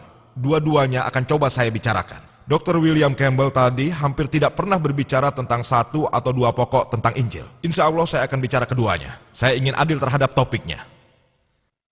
Sejauh yang Al-Quran dan ilmu pengetahuan modern pahami, dalam bidang astronomi, para ilmuwan dan ahli astronomi pada awal-awal dekade, mereka menjelaskan bagaimana alam semesta terbentuk. Mereka sebut ledakan besar, dan mereka mengatakan awalnya ada satu nebula utama, yang kemudian terpisah karena adanya ledakan besar, yang menyebabkan terbentuknya galaksi, bintang, matahari, dan bumi kita berpijak. Informasi ini termaktub dalam kulit pada Al-Quran, Al-Anbiya 21 ayat 30 yang mengatakan, Awalam yarol lazina kafaru. Apakah orang-orang kafir tidak tahu? Anna samawati wal ardo. Bahwasannya langit dan bumi itu keduanya dulu pernah bersatu. Kemudian kami pindahkan keduanya. Bayangkan, informasi yang kita peroleh baru-baru ini, Al-Quran menyebutkannya 1400 tahun lalu. Ketika saya duduk di bangku sekolah, saya belajar kalau matahari mengelilingi bumi, ia tidak bergerak. Bumi dan bulan berputar dalam sumbunya, matahari tidak bergerak. Sebuah ayat dalam Al-Quran mengatakan, surat Al-Anbiya 21 ayat 33 berbunyi, wa huwallazi khalaqal laila wan nahar. Dialah yang menciptakan malam dan siang, was-samsa wal qamar, bulan dan matahari, kulun fi falaki yasbahun. Masing-masing keduanya itu beredar dalam garis edarnya. Alhamdulillah, sekarang ilmu pengetahuan modern membenarkan pernyataan Al-Quran. Kata Arab yang digunakan di Al-Quran adalah yasbahun, yang menggambarkan pergerakan dari tubuh yang bergerak. Karena mengacu pada sebuah benda angkasa itu berarti bergerak dan mengelilingi sumbu rotasinya. Jadi angkasa itu berarti bergerak dan mengelilingi sumbu rotasinya. Jadi Al-Quran mengatakan matahari dan bulan mereka bergerak sekaligus berputar mengelilingi rotasinya. Sekarang kita tahu bahwa matahari membutuhkan waktu kira-kira 25 hari untuk menyelesaikan satu kali putaran. Edwin Hubble orang yang menemukan bahwa alam semesta itu berkembang. Al-Quran mengatakan dalam surat Az-Zariyat 51 ayat 47, kami telah menciptakan jagat raya yang meluas, alam semesta yang luas. Kata Arab Mohsiana mengacu pada keluasan, jagat raya yang luas. Maka topik pada bidang astronomi yang disentuh Dr. William Campbell akan saya sanggah. Insya Allah saya sanggup. Dr. William Campbell menekankan beberapa hal mengenai siklus air. Quran menjelaskan siklus air dengan detail. Dr. William Campbell menyebutnya 4 tahapan. Di bukunya dia menyebutkan 4A dan B. Namun dia tidak berupaya untuk menjelaskannya, yang B dalam bentuk slide. Saya tidak tahu mengapa melalui slide dikatakan tetesan tabel air. Dia mengatakan tidak ada satu ayat pun dalam Al-Quran yang menerangkan penguapan. Dalam Quran surat At-Tariq 86 ayat 11. Rot'is sama, dengan kemampuan langit untuk mengembalikan. Hampir semua uraian dalam Al-Quran menyebutkan kalau surat At-Tariq 86 ayat 11 ini mengacu pada kemampuan langit untuk mengembalikan hujan, yang berarti penguapan. Dr. William yang mengerti bahasa Arab mungkin akan berkata, mengapa Allah Subhanahu wa Ta'ala tidak menyebutkannya secara spesifik? Wasama izatil mater, artinya kemampuan langit untuk mengembalikan hujan. Mengapa Allah tidak menyebutkannya dengan spesifik? Kita telah mengetahui Allah dengan sifat ketuhanannya tidak melakukannya. Karena kita telah mengetahui kalau lapisan ozon, lapisan di atas bumi, selain menurunkan hujan, juga memancarkan energi dan unsur lain yang bermanfaat ke bumi yang dibutuhkan oleh umat manusia. Lapisan ini tidak hanya menurunkan hujan, seperti yang kita tahu. Lapisan ini juga memantulkan gelombang telekomunikasi, televisi, radio, sehingga kita dapat menonton TV dan berkomunikasi serta mendengarkan radio. Selain itu, lapisan ini bahkan memantulkan sinar-sinar berbahaya dari luar angkasa atau menyerapnya. Misalnya, sinar matahari. Sinar ultraviolet matahari diserap oleh ionosfer. Dan jika itu tidak dilakukan, tidak akan ada kehidupan di bumi ini. Jadi Allah Subhanahu wa Ta'ala Maha mengetahui. Selanjutnya dia berfirman, Rot'is sama, dengan kemampuan surga untuk mengembalikan, serta hal-hal lain yang dikatakannya dalam Al-Quran. Bisa Anda lihat di kaset video saya. Quran menjelaskan siklus air dengan sangat detail. Mengenai apa yang tertera dalam Injil, dia menjelaskan tahap 1 dan 3 di slide-nya yang pertama, kemudian 1, 3, dan 2 di slide kedua, bahwa air hujan diangkat ke atas, katanya, lalu air hujan dijatuhkan ke bumi. Ini merupakan filsafat Fasop-Militas pada abad 7 sebelum Masehi, yang mengira semprotan laut diambil oleh angin dan diteruskan ke bagian dalam sebagai hujan. Tidak ada awan dalam proses ini. Kutipannya yang kedua, Dr. William mengatakan, pertama, menurutnya penguapan. Kami tidak keberatan memiliki pendekatan kata yang sama dengan Injil. Kemudian hujan turun dan awan terbentuk. Ini bukan siklus air yang lengkap. Alhamdulillah, Quran menjelaskan siklus air dengan sangat detail dalam beberapa ayatnya. Bagaimana air naik menguap, jadi awan, lalu awan bergabung, bergerak ke atas, terjadi guntur dan kilat, air turun dan awan bergerak ke dalam, lalu jatuhlah hujan. Inilah penguapan, alhamdulillah dijelaskan secara detail. Quran menerangkan tentang siklus air dalam beberapa ayatnya. Surat Nur 24 ayat 43. Surat Rum 30 ayat 48, Al-Zumar 39 ayat 21, Surat Mukminun 23 ayat 18, Surat Rum 30 ayat 24, Al-Hijr 15 ayat 22, Surat Al-Araf 7 ayat 57, Surat Rad 13 ayat 17, Surat Furqan 25 ayat 48 dan 49.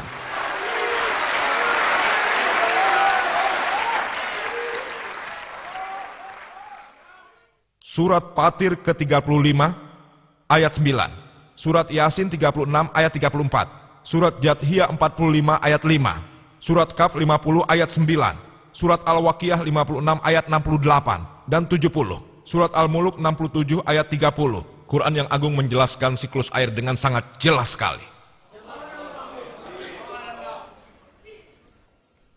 Dr. William Campbell menghabiskan terlalu banyak waktu untuk menjelaskan embriologi. Setengah pembicaraannya mengenai geologi dan menyinggung 6 topik yang lain. Saya mencatatnya. Di bidang geologi kita tahu saat ini, para ahli geologi memberitahu kita kalau radius bumi kira-kira 3.750 mil. Dan lapisan yang lebih dalam, panas dan cair, dan tidak mungkin ada kehidupan di sana. Dan bagian permukaan bumi di mana kita sekarang hidup sangat tipis, 1-30 mil. Namun, sebagian besar, antara 1 hingga 30 mil. Dan kemungkinan besar, lapisan permukaan bumi ini akan mengalami goncangan. Ini disebabkan fenomena lipatan yang menaikkan deret pegunungan, yang memberikan stabilitas bagi bumi. Dan Quran menyebutkannya dalam surat Naba 78 ayat 6-7. Kami telah menciptakan bumi sebagai suatu permukaan yang luas dan gunung-gunungnya sebagai tiang. Quran tidak mengatakan gunung menjulang tinggi seperti tiang. Gunung adalah tiang. Autat dalam bahasa Arab berarti tiang atau pasak tenda. Saat ini kita tahu, dalam ilmu geologi sekarang, gunung memiliki akar-akar yang dalam. Ini diketahui pada paruh kedua abad ke-19. Dan bagian luar yang kita lihat pada gunung hanya presentase kecilnya saja. Bagian yang tidak kelihatan mirip seperti tiang yang ditancapkan ke tanah. Yang Anda lihat itu hanya puncaknya saja, yang lebih besar di dalam tanah. Mirip seperti puncak gunung es. Kita hanya dapat melihat bagian atas, 90%-nya berada di bawah air. Quran mengatakan, Surat Ghosiyah 88 ayat 19, Surat Naziat 79 ayat 32. Wal jibala arsaha, kami telah membuat gunung-gunung berdiri tegak di bumi. Membuat gunung-gunung berdiri tegak di bumi. Saat ini, setelah majunya geologi modern, Dr. William Campbell justru mengatakan, kalau teori platektonik lah yang dikemukakan tahun 1960, yang menyebabkan naiknya deret pegunungan. Para ahli geologi saat ini mengatakan kalau gunung dapat menstabilkan bumi. Memang tidak semuanya, tapi sebagian besar mengatakan demikian. Saya tidak menemukan satupun buku geologi, dan saya menantang Dr. William Campbell untuk membuat satu buku geologi tanpa bantuan ahli geologi walaupun sebenarnya tidak berpengaruh. Tidak sama sekali. Koresponden pribadinya Dr. Kate Moore, ada bukti dokumentasinya. Dan jika Anda membaca buku The Earth, yang dijadikan rujukan oleh hampir semua universitas di bidang geologi. Salah satu penulisnya bernama Dr. Frank Frisch, yang merupakan penasihat mantan Presiden Amerika Jimmy Carter, dan juga Rektor Academy of Science Amerika. Dia menulis, dalam bukunya, gunung merupakan irisan yang memiliki akar kuat di bawahnya, dan dia mengatakan fungsi gunung adalah menstabilkan bumi. Quran mengatakan, dalam surat Al-Anbiya, surat ke-21 ayat 31, surat Luqman 31 ayat 10, dan surat An-Nahl 16 ayat 15, bahwa kami telah membuat gunung-gunung berdiri tegak di bumi. Kalau tidak, gunung-gunung itu akan goncang bersamamu. Fungsi gunung dalam Al-Quran dikatakan untuk melindungi bumi dari goncangan. Quran tidak pernah mengatakan gunung mencegah gempa bumi. Dr. William Campbell mengatakan, dia menulis dalam bukunya, banyak gempa bumi terjadi di pegunungan, dan gunung-gununglah yang menjadi penyebabnya. Perlu digarisbawahi, Quran tidak pernah mengatakan kalau gunung mencegah gempa bumi. Bahasa Arab untuk gempa bumi, Dr. William Campbell mengerti bahasa Arab, zilzal atau zalzalah. Namun kata yang digunakan dalam 3 ayat 1 tersebut adalah tamidah. Tamidah artinya menggoncang, menggoyang, mengayun. Dan Al-Quran menyebutkan dalam surat Luqman 31 ayat 10, surat An-Nahl 16 ayat 15. Kami telah membuat gunung berdiri tegak di bumi agar tidak menggoncangmu. Tamidah bikumlah, yang artinya menggoncangmu. Dan ini menunjukkan jika gunung-gunung tidak ada, bahkan jika kamu berjalan, jika kamu bergerak, bumi akan bergerak bersamamu. Jika kamu bergoyang, bumi juga akan bergoyang denganmu. Kita semua tahu ketika kita berjalan di bumi, bumi tidak bergoncang. Dan alasannya adalah, menurut Dr. Frank Fraser dan Dr. Nazat dari Saudi Arabia, yang menulis sebuah buku lengkap tentang konsep geologi dalam Quran, menjawab hampir semua hal yang dikatakan Dr. William Campbell dengan detail. Dan Dr. William Campbell dalam bukunya menulis, jika gunung mencegah bumi dari goncangan, lalu mengapa terjadi gempa di daerah pegunungan? Saya jelaskan, Quran tidak pernah mengatakan gunung mencegah gempa bumi. Gempa itu zilzal. Dan jika Anda melihat di definisi kamus Oxford, dikatakan bahwa gempa disebabkan oleh ledakan kulit luar bumi karena pelepasan tekanan gelombang seismik, karena retaknya bagian dalam batu, atau karena reaksi vulkanik. Quran mengatakan tentang zalzala dalam surat Zalzal. Namun di sini Quran mengatakan tamidah bikum, untuk mencegah bumi bergoncang bersamamu. Dan sebagai jawaban atas pernyataan tersebut, jika gunung-gunung mencegah gempa bumi, mengapa terjadi gempa di daerah pegunungan? Jawabannya ialah, jika saya katakan dokter mencegah penyakit pada manusia, lalu seseorang akan berpendapat lain. Jika dokter mencegah penyakit pada manusia, lalu mengapa ada lebih banyak orang sakit di rumah sakit, padahal ada banyak dokter di rumah sakit, sementara di rumah kita tidak ada dokter sama sekali?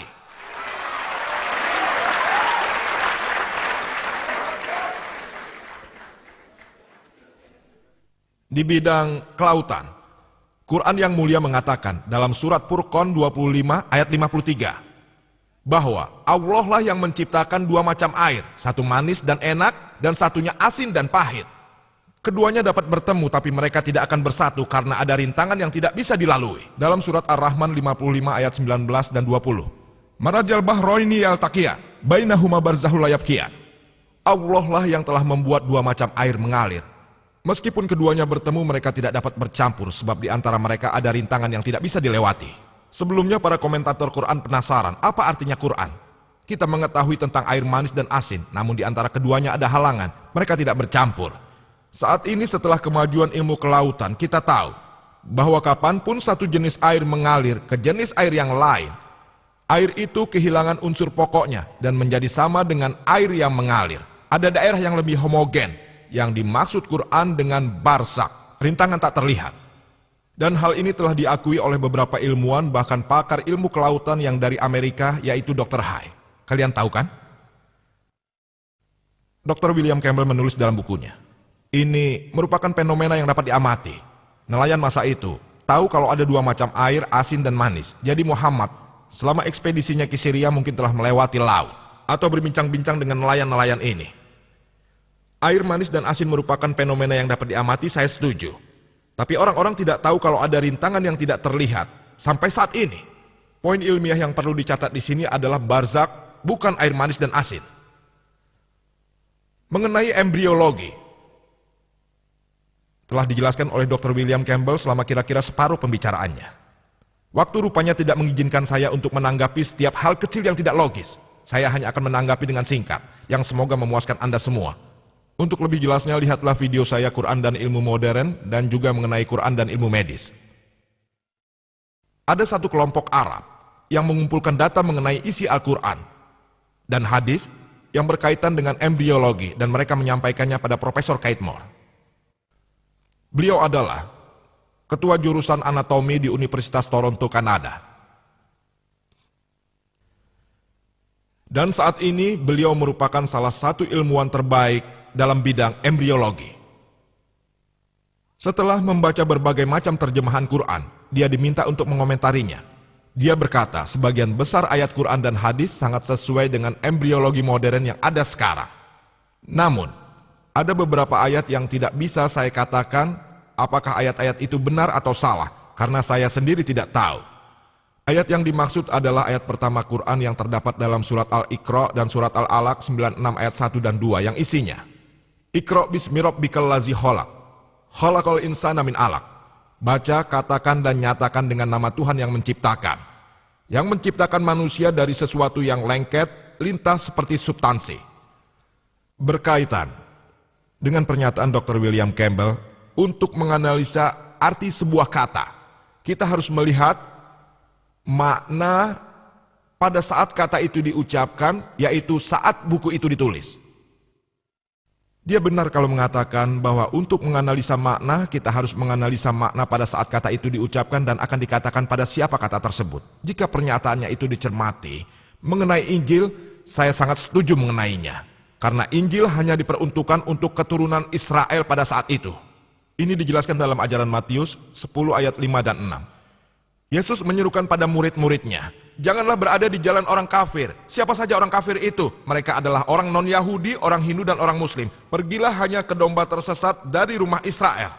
Yesus berkata dalam ajaran Matius 15 ayat 24, Aku hanya dikirim untuk domba tersesat dari rumah Israel. Jadi jelas bahwa Yesus Kristus dan Injil hanya diperuntukkan bagi kaum Israel. Karena Injil diperuntukkan bagi mereka. Untuk menganalisa Injil, Anda harus menggunakan makna kata tersebut yang dipergunakan pada saat itu. Namun, Quran tidak diperuntukkan bagi bangsa Arab pada saat itu. Quran tidak hanya untuk orang Muslim. Quran diperuntukkan bagi seluruh umat manusia. Dan berlaku untuk selamanya. Dalam Quran surat Ibrahim 14 ayat 52, surat Al-Baqarah ayat 185 dan surat Zumar 39 ayat 41 bahwa Quran diturunkan untuk seluruh umat manusia. Muhammad SAW tidak hanya dikirim untuk orang Muslim dan hanya orang Arab saja. Allah berfirman dalam surat Al-Quran surat Al-Anbiya 21 ayat 107, Wa ma arsalnaka illa rahmatan lil alamin. Kami telah mengutusnya sebagai rahmat, pedoman bagi seluruh umat manusia. Jadi apa yang dimaksud dalam Al-Quran, Anda tidak dapat membatasi maknanya hanya untuk saat ini, karena Quran adalah untuk selamanya. Sehingga makna alakah, lintas seperti substansi atau sesuatu yang lengket. Profesor Kate Moore berkata, saya tidak tahu apakah tahap awal dari embrio seperti seekor lintah dan dia pergi ke laboratoriumnya. Kemudian dia menganalisa tahap awal dari embrio di bawah mikroskop dan membandingkannya dengan foto seekor lintah dan dia tercengang akan kemiripannya. Ini adalah foto seekor lintah dan ini embrio manusia. Yang Dr. William Campbell tunjukkan pada Anda adalah perspektif lain dari yang ini. Buku ini akan terlihat persegi panjang, tapi kalau begini, perspektifnya berbeda.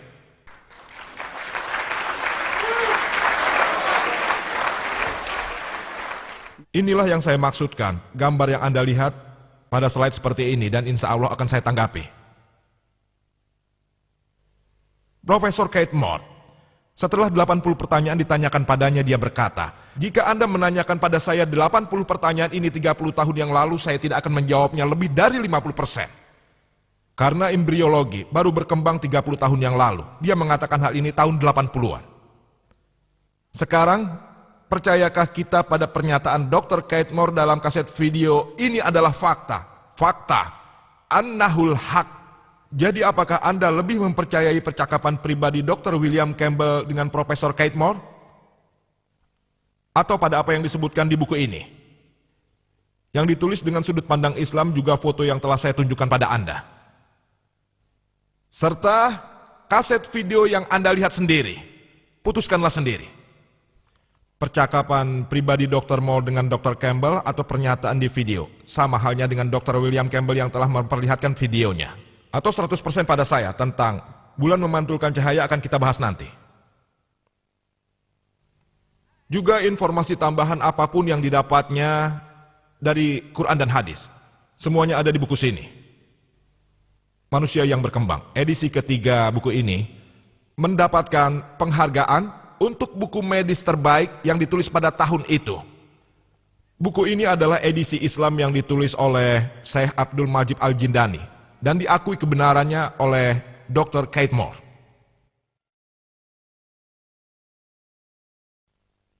dalam Quran surat Mu'minun 23 ayat 13 dan surat Hajj 22 ayat 5 serta ayat-ayat lainnya dalam Quran yang mengatakan kalau umat manusia diciptakan dari nutfah.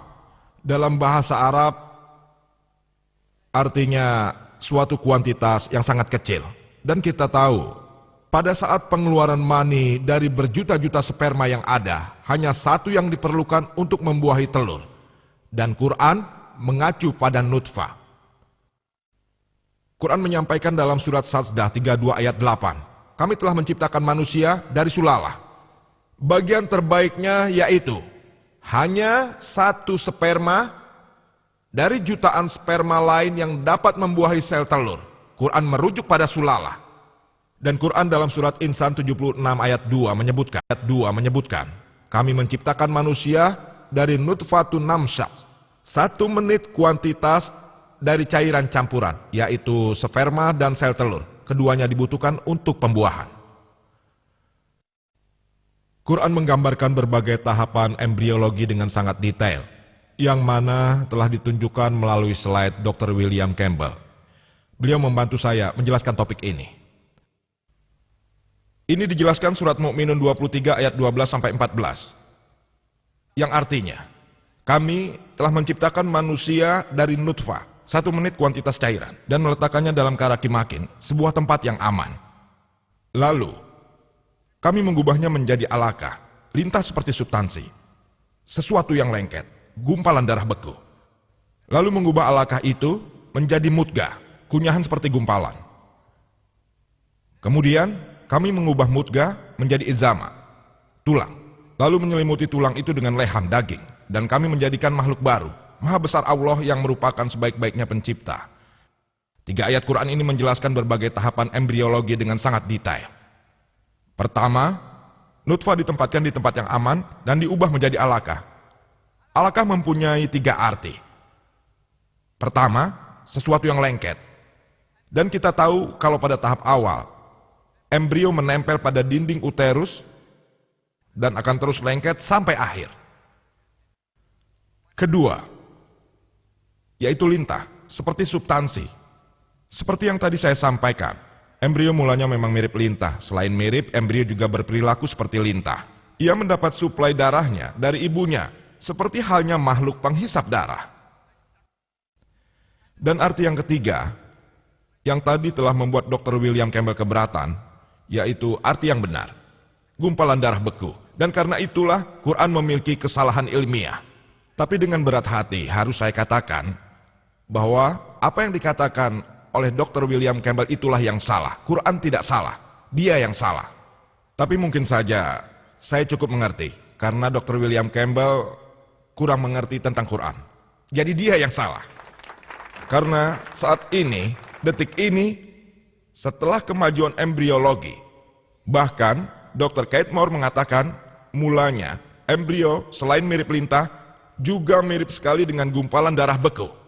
Karena pada awal pertumbuhannya, yaitu tahap alaqah 3 hingga 4 minggu, darah dibekukan dalam tempat tertutup. Dan Dr. William Campbell mempermudah saya dengan menunjukkan slide-nya. Mungkin sulit untuk Anda menerimanya, tapi memang ini slide yang ditunjukkannya. Persis seperti yang dikemukakan oleh Profesor Kate Moore, terlihat seperti gumpalan beku, di mana darah dibekukan dalam tempat tertutup dan saat embrio berumur 3 minggu, sirkulasi darah tidak dapat terjadi. Tapi nanti hal itu dianggap sebagai kemunculan darah beku. Dan jika Anda mengamati ikhtisarnya, yaitu setelah aborsi terjadi, Anda akan melihat seperti gumpalan beku. Hanya perlu 1 kalimat untuk menjawab semua pertanyaan tanpa bukti dari Dr. William Campbell, yaitu tahapan-tahapan yang dijelaskan dalam Quran hanya berdasarkan penampilan. Penampilan.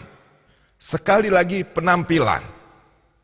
Pertama, yaitu penampilan dari alaqah yang merupakan lintas seperti substansi juga gumpalan darah beku. Dr. William Campbell benar saat mengatakan, ketika beberapa wanita datang dan meminta tolong pindahkan gumpalan beku itu tidak seperti gumpalan beku. Dan tahapnya berdasarkan pada penampilan.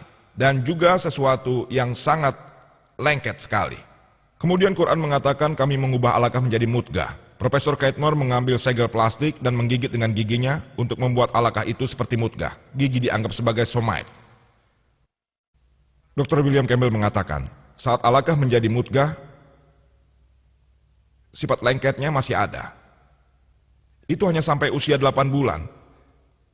Jadi, Quran salah. Saya telah katakan pada Anda tadi, Quran menggambarkan penampilannya saja. Bentuk mirip lintah dan mirip gumpalan beku diubah menjadi kunyahan seperti penampilannya. Dan terus lengket sampai akhir. Tidak ada masalah. Tahapannya dibagi atas dasar penampilan, tidak hanya fungsinya.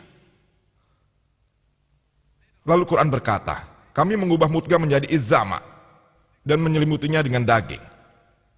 Dr. William Campbell mengatakan, dan saya sangat setuju dengannya, bahwa pendahuluan dari otot dan tulang rawan yaitu tulang-tulang, mereka terbentuk bersama. Saya setuju dengan hal ini. Saat ini kita mengetahui kalau pada awal pembentukannya, otot dan tulang terbentuk bersama antara hari ke-25 dan ke-40 yang disebut Quran dengan tahapan mudghah. Namun mereka belum berkembang. Nanti, di akhir minggu ke-7, embrio mulai terlihat seperti manusia. Lalu tulang-tulangnya pun terbentuk. Menurut embriologi modern, tulang terbentuk setelah hari ke-42 dan memberi bentuk pada kerangka. Bahkan pada tahap ini saat tulang terbentuk, otot belum terbentuk. Nanti, setelah minggu ke-7 dan awal minggu ke-8, otot baru terbentuk. Jadi Quran sangat sempurna menggambarkan pertama alaqah, kemudian mudghah, lalu izama. Setelah itu diselimuti daging. Dan ketika mereka terbentuk, penggambarannya sempurna. Profesor Keitmore mengatakan bahwa tahapan-tahapan yang dijelaskan dalam embriologi modern, tahap 1, 2, 3, 4, dan 5 sangat membingungkan. Sedangkan penjelasan tahapan embriologi dalam Quran atas dasar penampilan dan bentuk sangat lebih baik. Alhamdulillah. Lalu dia berkata, begini katanya, saya tidak akan keberatan mengakui Nabi Muhammad utusan Tuhan dan Quran Agung ini pastilah wahyu dari Tuhan yang maha besar. Disebutkan dalam surat An-Nisa, keempat ayat 56, yang menyampaikan tentang rasa sakit. Sebelumnya para dokter berpikir kalau hanya otaklah yang dapat merasakan sakit. Tapi saat ini kita tahu bahwa selain otak ada reseptor di kulit yang juga dapat merasakan sakit, yang kita namakan perasa sakit. Quran menyebutkan dalam surat Nisa 4 ayat 56, bagi mereka yang menolak tanda-tanda kami akan melemparkan mereka ke api neraka dan sesering kulit mereka terbakar. Kami akan memberi mereka kulit baru yang akan merasakan sakit lagi. Ini menunjukkan bahwa ada sesuatu di kulit yang bertanggung jawab atas rasa sakit. Profesor Tagada Sahun, Ketua Jurusan Anatomi, Universitas Chiang Mai di Thailand. Hanya karena satu ayat ini, dia mengucapkan syahadat. Di konferensi kesehatan ke-8 di Riyadh, dia berkata, La ilaha illallah Muhammadur Rasulullah. Tak ada Tuhan selain Allah dan Nabi Muhammad SAW utusan Allah. Saya tadi mengawali pembicaraan saya dengan mengutip ayat dari Al-Quran yang mulia dari surat Fussilat 41 ayat 53. Sanurihim ayatina fil afaqih wa fi anfusihim hatta yatabayyana lahum annahul haq. Afalam yahti bi rabbika anna wala kulli syai'in syahid. Kami akan menunjukkan pada mereka tanda kami paling jauh di ujung jauh horizon dan ke jiwa mereka sampai jelas bahwa inilah sebenarnya. Satu ayat ini cukup untuk memberi bukti pada Dr. Tagada Sahun kalau Quran itu wahyu Tuhan. Orang lain mungkin butuh 10 tanda. Mungkin 100 atau bahkan 1000 tanda diberikan tapi mereka tidak mau mengakui kebenaran Quran. Quran menyebutkan orang itu dalam surat Al-Baqarah 2 ayat 18. Summum bukmun umyun pahum layar jiun. Orang tuli bisu buta, mereka tidak akan kembali ke jalan yang benar. Injil juga kemukakan hal yang sama dalam ajaran Matius 13 ayat 13. Bermata tapi tidak melihat, bertelinga tapi tidak mendengar, juga tidak memahami. Dan mengenai bagian lain dari embriologi, saya akan menanggapinya insya Allah, jika waktu memungkinkan. Saya harus adil juga pada bagian yang lain, mengenai Injil dari sudut pandang ilmu pengetahuan. Pertama-tama saya ingin mengatakan bahwa Quran surat Ar-Ra'd 13 ayat 38. Kami telah menurunkan beberapa wahyu. Hanya 4 yang disebutkan. Taurat, Zabur, Injil, dan Quran. Taurat adalah wahyu yang diturunkan pada Nabi Musa alaihissalam. Zabur adalah wahyu yang diturunkan pada Daud alaihissalam. Injil adalah wahyu yang diturunkan pada Isa alaihissalam. Dan Quran adalah wahyu yang terakhir pada utusan terakhir, yaitu Nabi Muhammad SAW. Biar saya perjelas lagi mengenai satu hal, bahwa Injil ini yang dipercayai orang-orang Kristen sebagai firman Tuhan bukanlah Injil yang dipercaya oleh kaum muslim bahkan oleh nabi-nabi sebelumnya. Injil Kristen ini mungkin saja mengandung firman-firman Tuhan, tapi juga mengandung perkataan nabi-nabi dan juga perkataan ahli sejarah. Semuanya serba tidak jelas dan semraut dan sama sekali tidak ilmiah. Jika ada nilai yang disebutkan dalam Injil, kemungkinan itu ada, kenapa tidak? Itu mungkin memang firman Tuhan dalam Injil. Tapi, bagaimana dengan kesalahan ilmiah? Dan bagian yang tidak ilmiah, dapatkah Anda mengkaitkan ini dengan Tuhan? Saya ingin tegaskan lagi, bagi saudara-saudara saya yang Kristen, tujuan presentasi saya mengenai Injil dan ilmu pengetahuan ini tidak untuk melukai perasaan orang Kristen manapun. Jika selama presentasi saya menyinggung perasaan Anda, saya minta maaf. Tujuannya hanya untuk menekankan, kalau wahyu Tuhan tidak mungkin mengandung kesalahan ilmiah. Yesus berkata, carilah kebenaran, sebab kebenaran akan membebaskanmu. Kita punya kitab perjanjian lama dan kitab perjanjian baru. Dan saat ini kita harus menjalankan kitab perjanjian terakhir, yaitu Quran yang agung. Sejauh yang dipikirkan oleh Dr. William Campbell, saya dapat lebih liberal dengannya, karena beliau telah menulis buku Quran dan Injil dari sudut pandang sejarah dan ilmu pengetahuan. Dia telah menyampaikan presentasinya dan juga dia seorang dokter medis. Saya harus bersikap formal dengannya. Sejauh yang dipikirkan saudara-saudara Kristen yang lain, saya mohon maaf jika saya melukai perasaannya. Mari kita menganalisa apa yang dikatakan Injil tentang ilmu pengetahuan modern. Pertama, mari kita bahas astronomi. Injil mengatakan tentang penciptaan alam semesta. Awalnya, kitab ke-1, kitab Kejadian, bab ke-1 disebutkan, Tuhan yang Maha Besar menciptakan langit dan bumi dalam 6 hari, siang malam 24 jam. Sementara itu, menurut para ilmuwan, alam semesta ini tidak dapat diciptakan begitu saja dalam waktu 6 hari 24 jam. Quran juga mengatakan tentang 6 ayam. Bentuk tunggalnya adalah yaum, jamaknya ayam, yang dapat diartikan 1 hari 24 jam atau waktu yang sangat lama, 1 yaum, 1 masa. Para ilmuwan mengatakan kalau kami tidak keberatan menyetujui kalau alam semesta dapat diciptakan dalam 6 masa yang sangat panjang. Kedua, Injil mengatakan dalam kitab Kejadian 1 ayat 3 dan 1 ayat 5, cahaya diciptakan pada hari pertama. Kitab Kejadian 1 ayat 14-19, benda yang memancarkan cahaya, bintang, matahari, dan sebagainya diciptakan pada hari keempat. Bagaimana mungkin penyebab cahaya diciptakan pada hari keempat, sementara cahaya muncul pada hari pertama? Ini sangat tidak masuk akal. Lebih lanjut, kata Injil kitab Kejadian 1, ayat 9-13, bumi diciptakan pada hari ketiga. Bagaimana mungkin ada malam dan siang tanpa bumi? Hari didasarkan pada rotasi bumi. Tanpa diciptakannya bumi, bagaimana bisa ada siang dan malam? Poin nomor 4. Kitab Kejadian ke-1, ayat 14-19 mengatakan, di sana dikatakan bahwa matahari dan bulan diciptakan pada hari keempat. Saat ini ilmuwan mengatakan pada kita, bumi adalah bagian dari tata surya yang unsur utamanya matahari. Tidak mungkin bumi ada lebih dulu dari matahari. Hal ini tidak ilmiah. Poin kelima. Injil mengatakan dalam kitab Kejadian 1 ayat 11-13, tumbuhan, empon-empon, semak belukar, pohon, mereka ciptakan pada hari ketiga. Dan matahari. Kitab Kejadian 1 ayat 14-19 diciptakan pada hari keempat. Bagaimana mungkin tumbuhan bisa hidup tanpa cahaya matahari? Tidak benar kan? Poin nomor 6. Injil mengatakan dalam kitab Kejadian 1 ayat 16, Tuhan menciptakan 2 cahaya besar, matahari yang mengatur siang, dan sinar yang kurang terang yaitu bulan yang mengatur malam. Terjemahannya yang tepat jika Anda mencermati teks Yahudi, lampulah. Lampu mempunyai cahaya sendiri. Dan jika Anda mencermati kedua ayat ini, kitab Kejadian 1, ayat 16-17, ayat 17 mengatakan, dan Tuhan yang Maha Besar meletakkan mereka di cakrawala untuk menerangi bumi. Untuk menerangi bumi. Ini menunjukkan bahwa matahari dan bulan mempunyai cahaya sendiri yang berlawanan dengan pengetahuan ilmiah yang kita pelajari sekarang ini.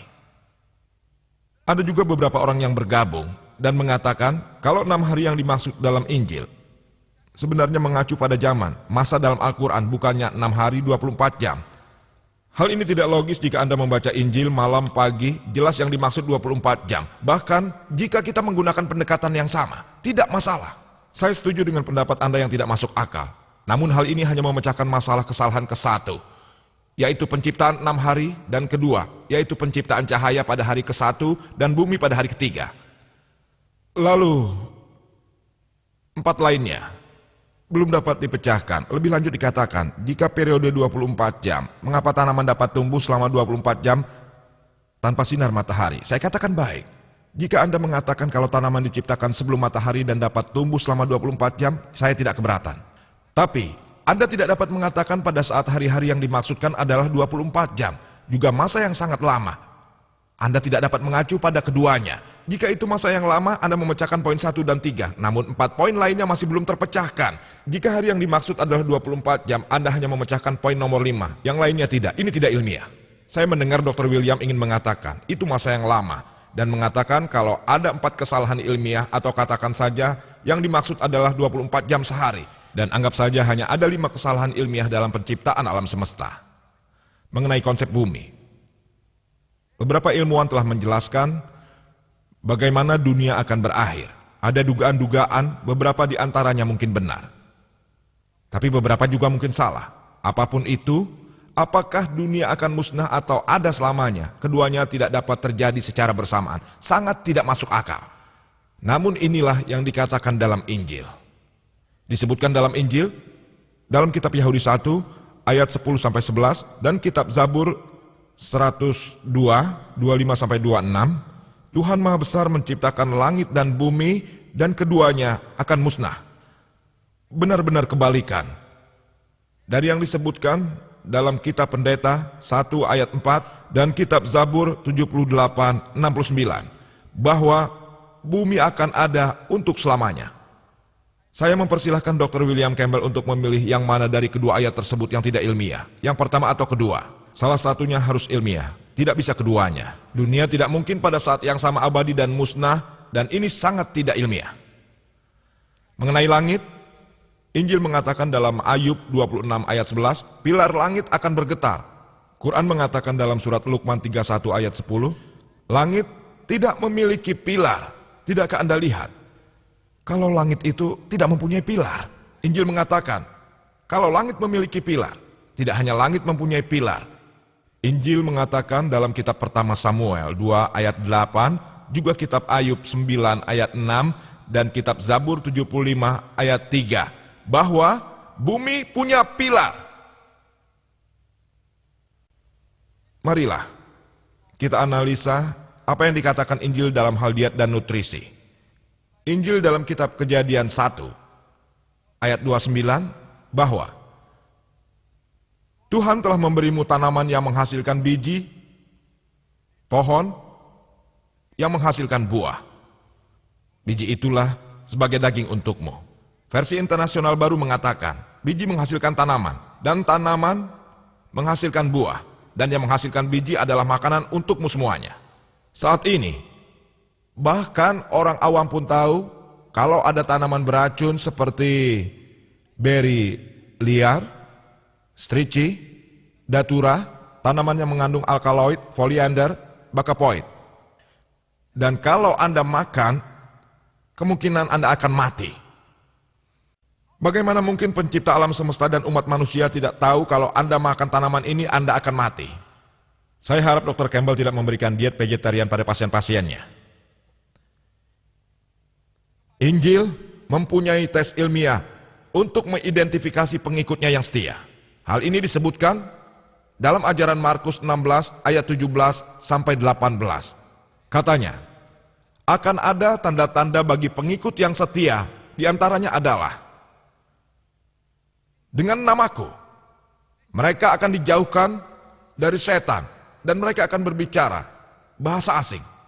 Mereka akan mengambil ular, dan jika mereka meminum racun yang mematikan, mereka tidak terluka. Jika mereka meletakkan tangannya di atas orang sakit itu akan sembuh.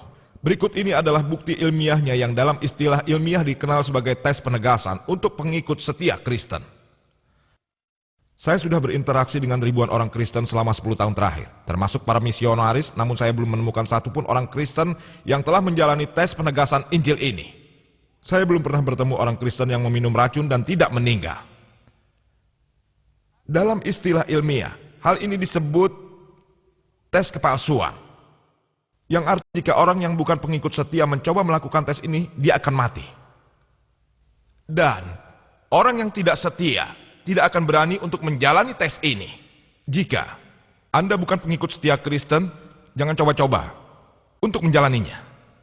Jika Anda mengikuti tes ini dan ternyata Anda pengikut palsu, maka Anda akan gagal. Karena tes hanya untuk pengikut yang setia. Jadi seseorang yang bukan pengikut setia Kristen tidak akan pernah untuk mencoba tes ini, karena dia akan gagal dalam tes ini. Saya sudah membaca buku Quran dan Injil dari sudut pandang ilmu pengetahuan dan sejarah yang ditulis oleh Dr. William Campbell. Dan saya menarik kesimpulan bahwa dia adalah seorang pengikut setia Kristen. Dan setidaknya saya ingin dia memberi konfirmasi mengenai tes kepalsuan ini.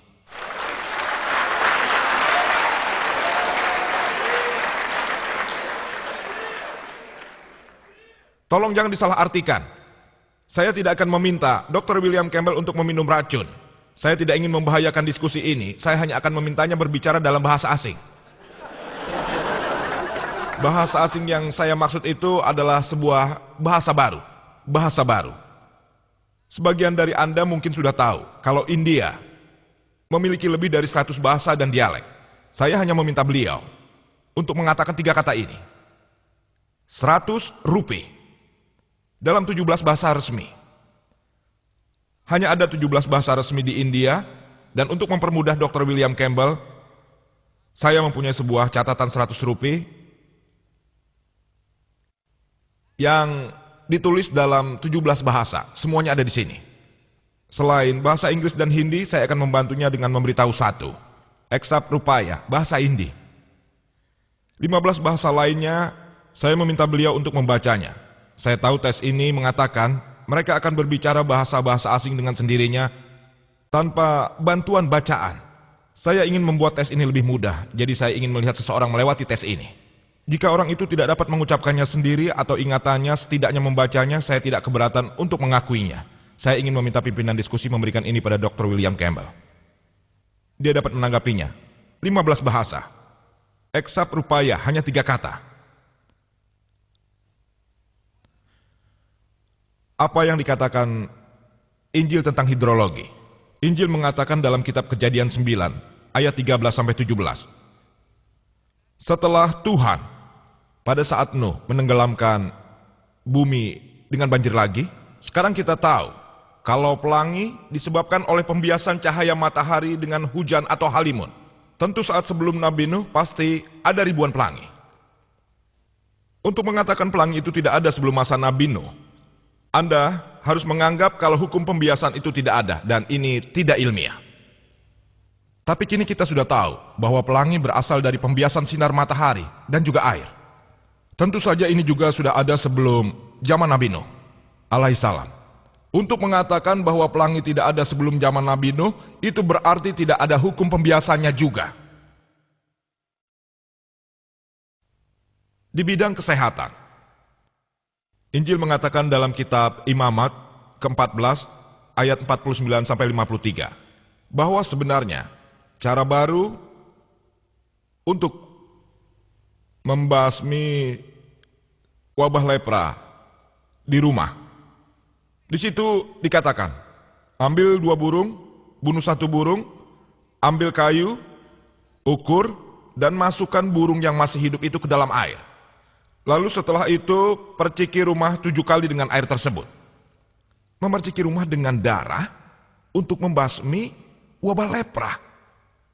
Apa Anda tidak tahu bahwa darah adalah media kuman, bakteri dan juga toksin? Saya berharap Dr. William Campbell tidak menggunakan cara ini untuk mensterilkan ruang operasinya.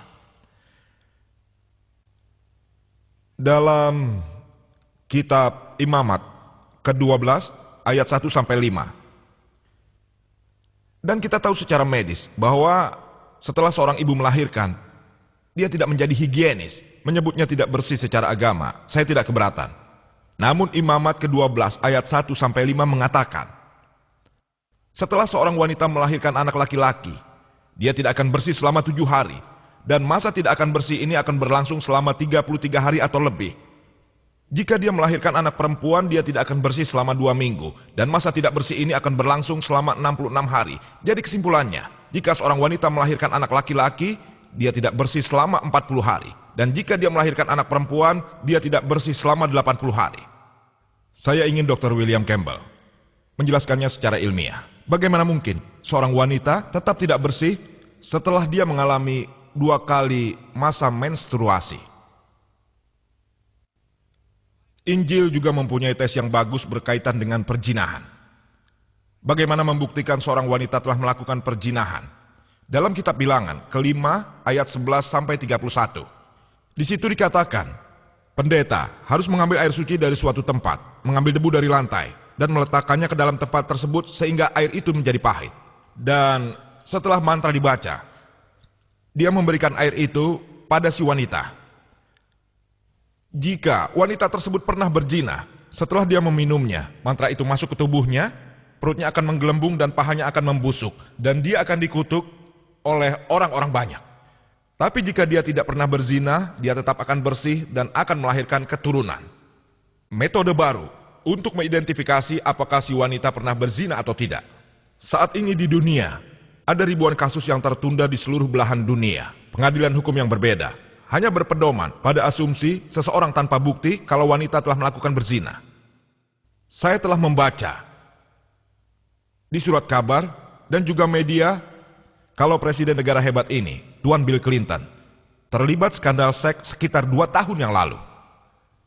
Saya penasaran, mengapa pengadilan Amerika tidak menggunakan tes air pahit ini untuk membuktikan skandal presidennya?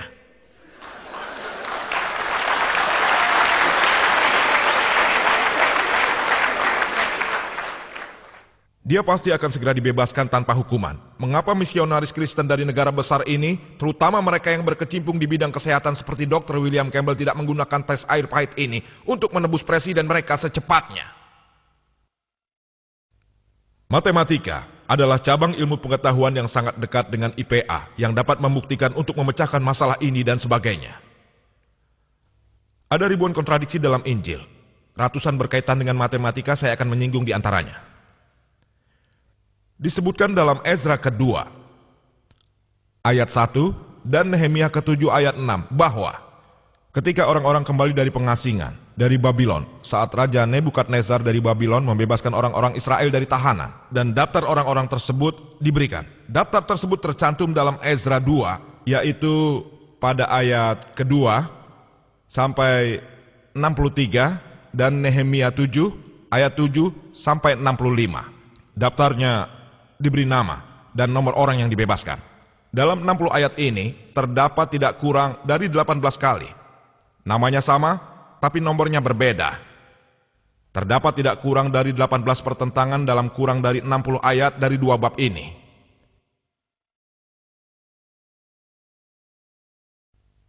Ini adalah daftarnya. Saya tidak punya cukup waktu untuk membacakannya. Ada tidak kurang dari 18 kontradiksi yang berbeda dalam kurang dari 16 ayat. Lebih lanjut, dijelaskan dalam Ezra kedua